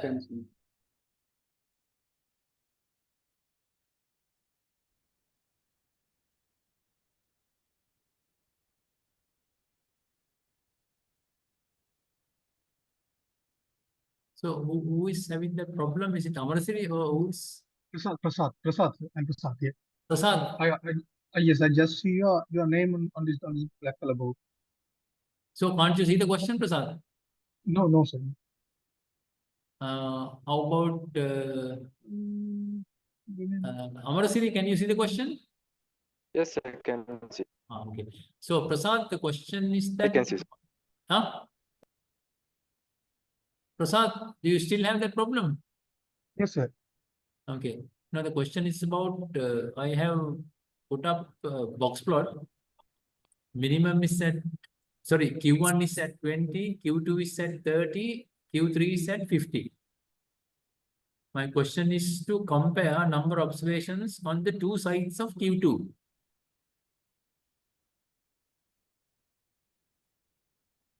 Compare the number of observations on the two sides of Q2 is the question.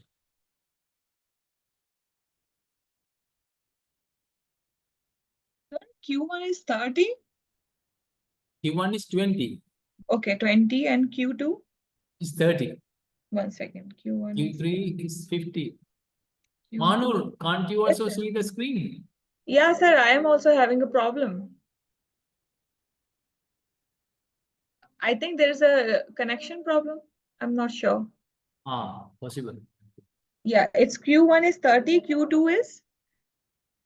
Q1 is corresponding to 20, Q2 is corresponding to 30, Q3 is corresponding to 50. Okay, 50. Okay, sir. Okay, sir.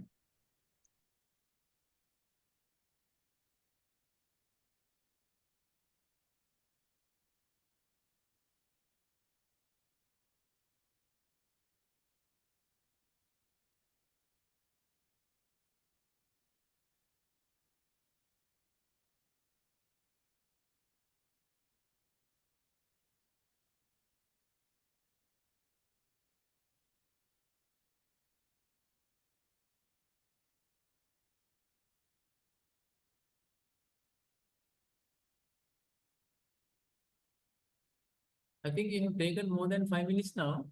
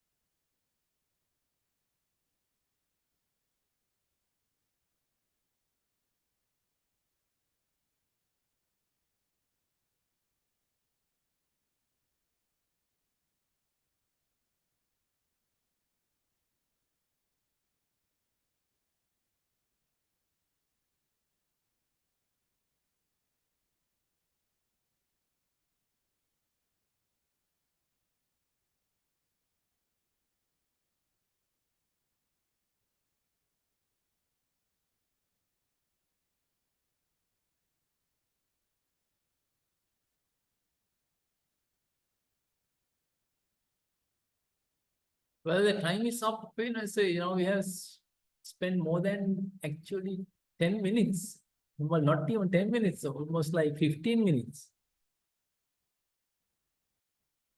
Yeah, including the arrangement, but at least 10 minutes you have taken now.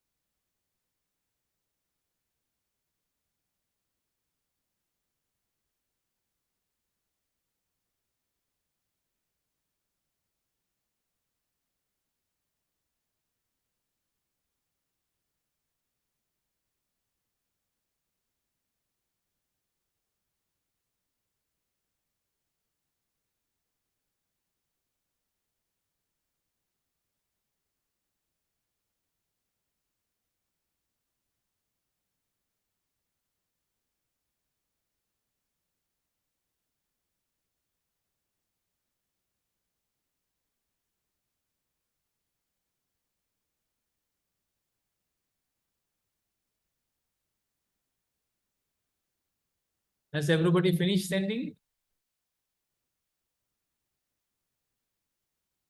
Can we close it now?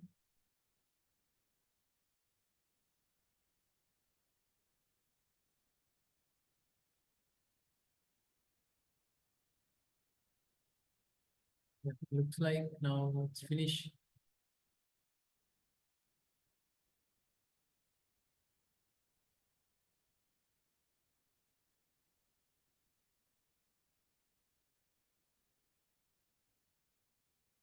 Still sending?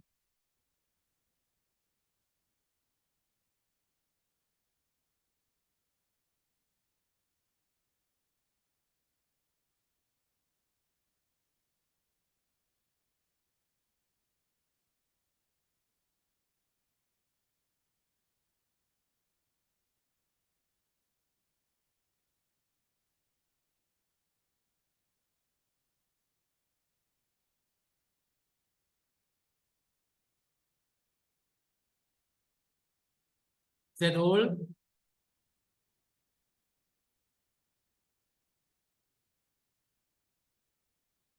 Thing is that if I close, I cannot accept it afterward.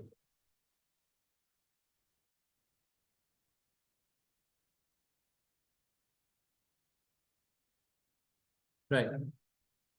Think time to close now. I'm going to close it now. Still sending, no? Right. Is that all? Yeah, looks like that's all. I'm going to close it now. Save. Okay. Right. Now the answer to the question, what is the definition of Q1? On to the left 25%, on to the right 75%.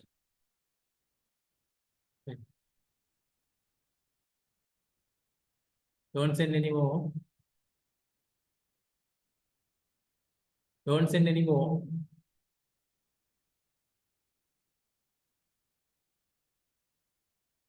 Okay. On to the left 25% and on to the right 75%. Okay. And then Q2, which is Q1. Q2 onto the left 50, onto the right also 50. So that between Q1 and Q2, between Q1 and Q2,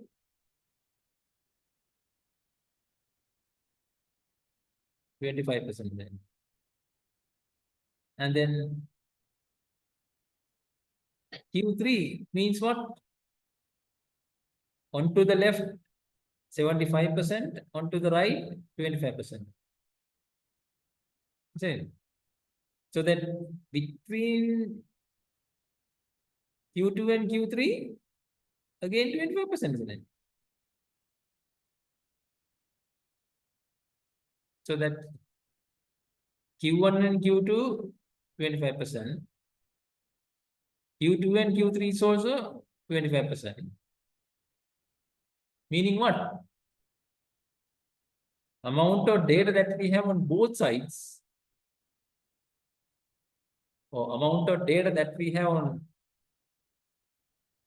the amount of data that we have on the left is same as amount of data that we have on the right. So we have equal amount of data on both sides.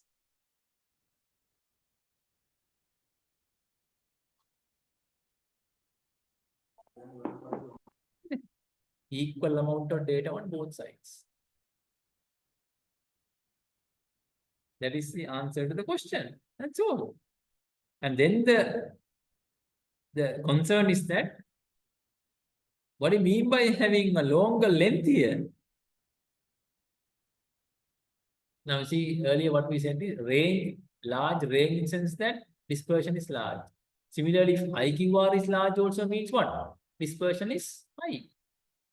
So that now see this side is longer than this side in the sense that this 25% is having higher dispersion compared to this 25%. That is the message from the length. Length indicates what? Length indicates the dispersion. So higher the length in the sense that higher the dispersion. Okay. Right. So then see, we can compare the dispersion on each side. Right. I think that's enough for the day. So we'll start from this point tomorrow at 8 o'clock in the morning. Okay. Right. Shall we then proceed? Any questions? The thing is that I cannot entertain answers after I save my chats. Okay. That's why I asked whether everybody sends. There was no answer. That's why that time I closed it. Okay. Any clarifications, comments, Excuse me, questions? sir, I joined lately today. Can I know the recording of previous day link given or not? That you need to check with the PGIA system analyst. Okay, so I'll give him a call. Thank you, sir. You already given. Right.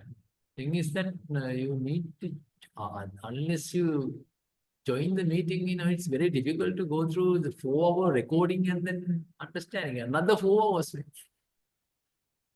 Anyway, right. Okay. Anything else? Sir, yeah. Could you explain again? What's it? If you demarcate that the range between Q1 and Q2 as 25, isn't it 50? 20. You mean this 25? Yes, sir. That is 25% of the data, isn't it? Because Q1 onto the left 25%, onto the right 75%, Q2 onto the left altogether 50%, onto the right also altogether 50%, Q3 onto the left altogether 75%, onto the right 25%. So that between Q1 and Q2, 25% of the data. Q2 and Q3 also 25% of the data, isn't it? What do you mean by 25% of the data? Either side or on each side, what we have is 25% of the data.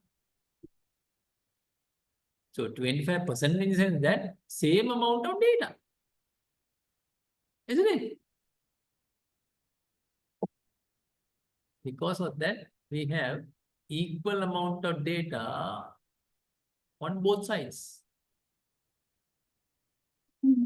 Is that clear? Yes, sir. And the 25% mean 25 of the total observation. Is that so? 25% of the total observation. Suppose we had 100 observations. So suppose we had 200 observation, 25% in sense 50. So 50 observations between Q1 and Q2, and then Q2 and Q3 also 50 observations. Okay, sir. Thank you. Question is that number. So 50 and 50 mean same amount.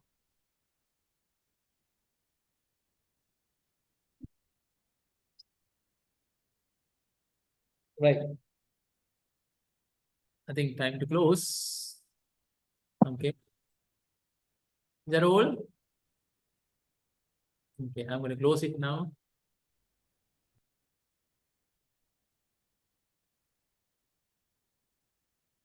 Thank you, sir. Yeah, okay. Thank you, sir. Yeah, you're welcome. Thank you, sir. Thank you, sir. See you tomorrow.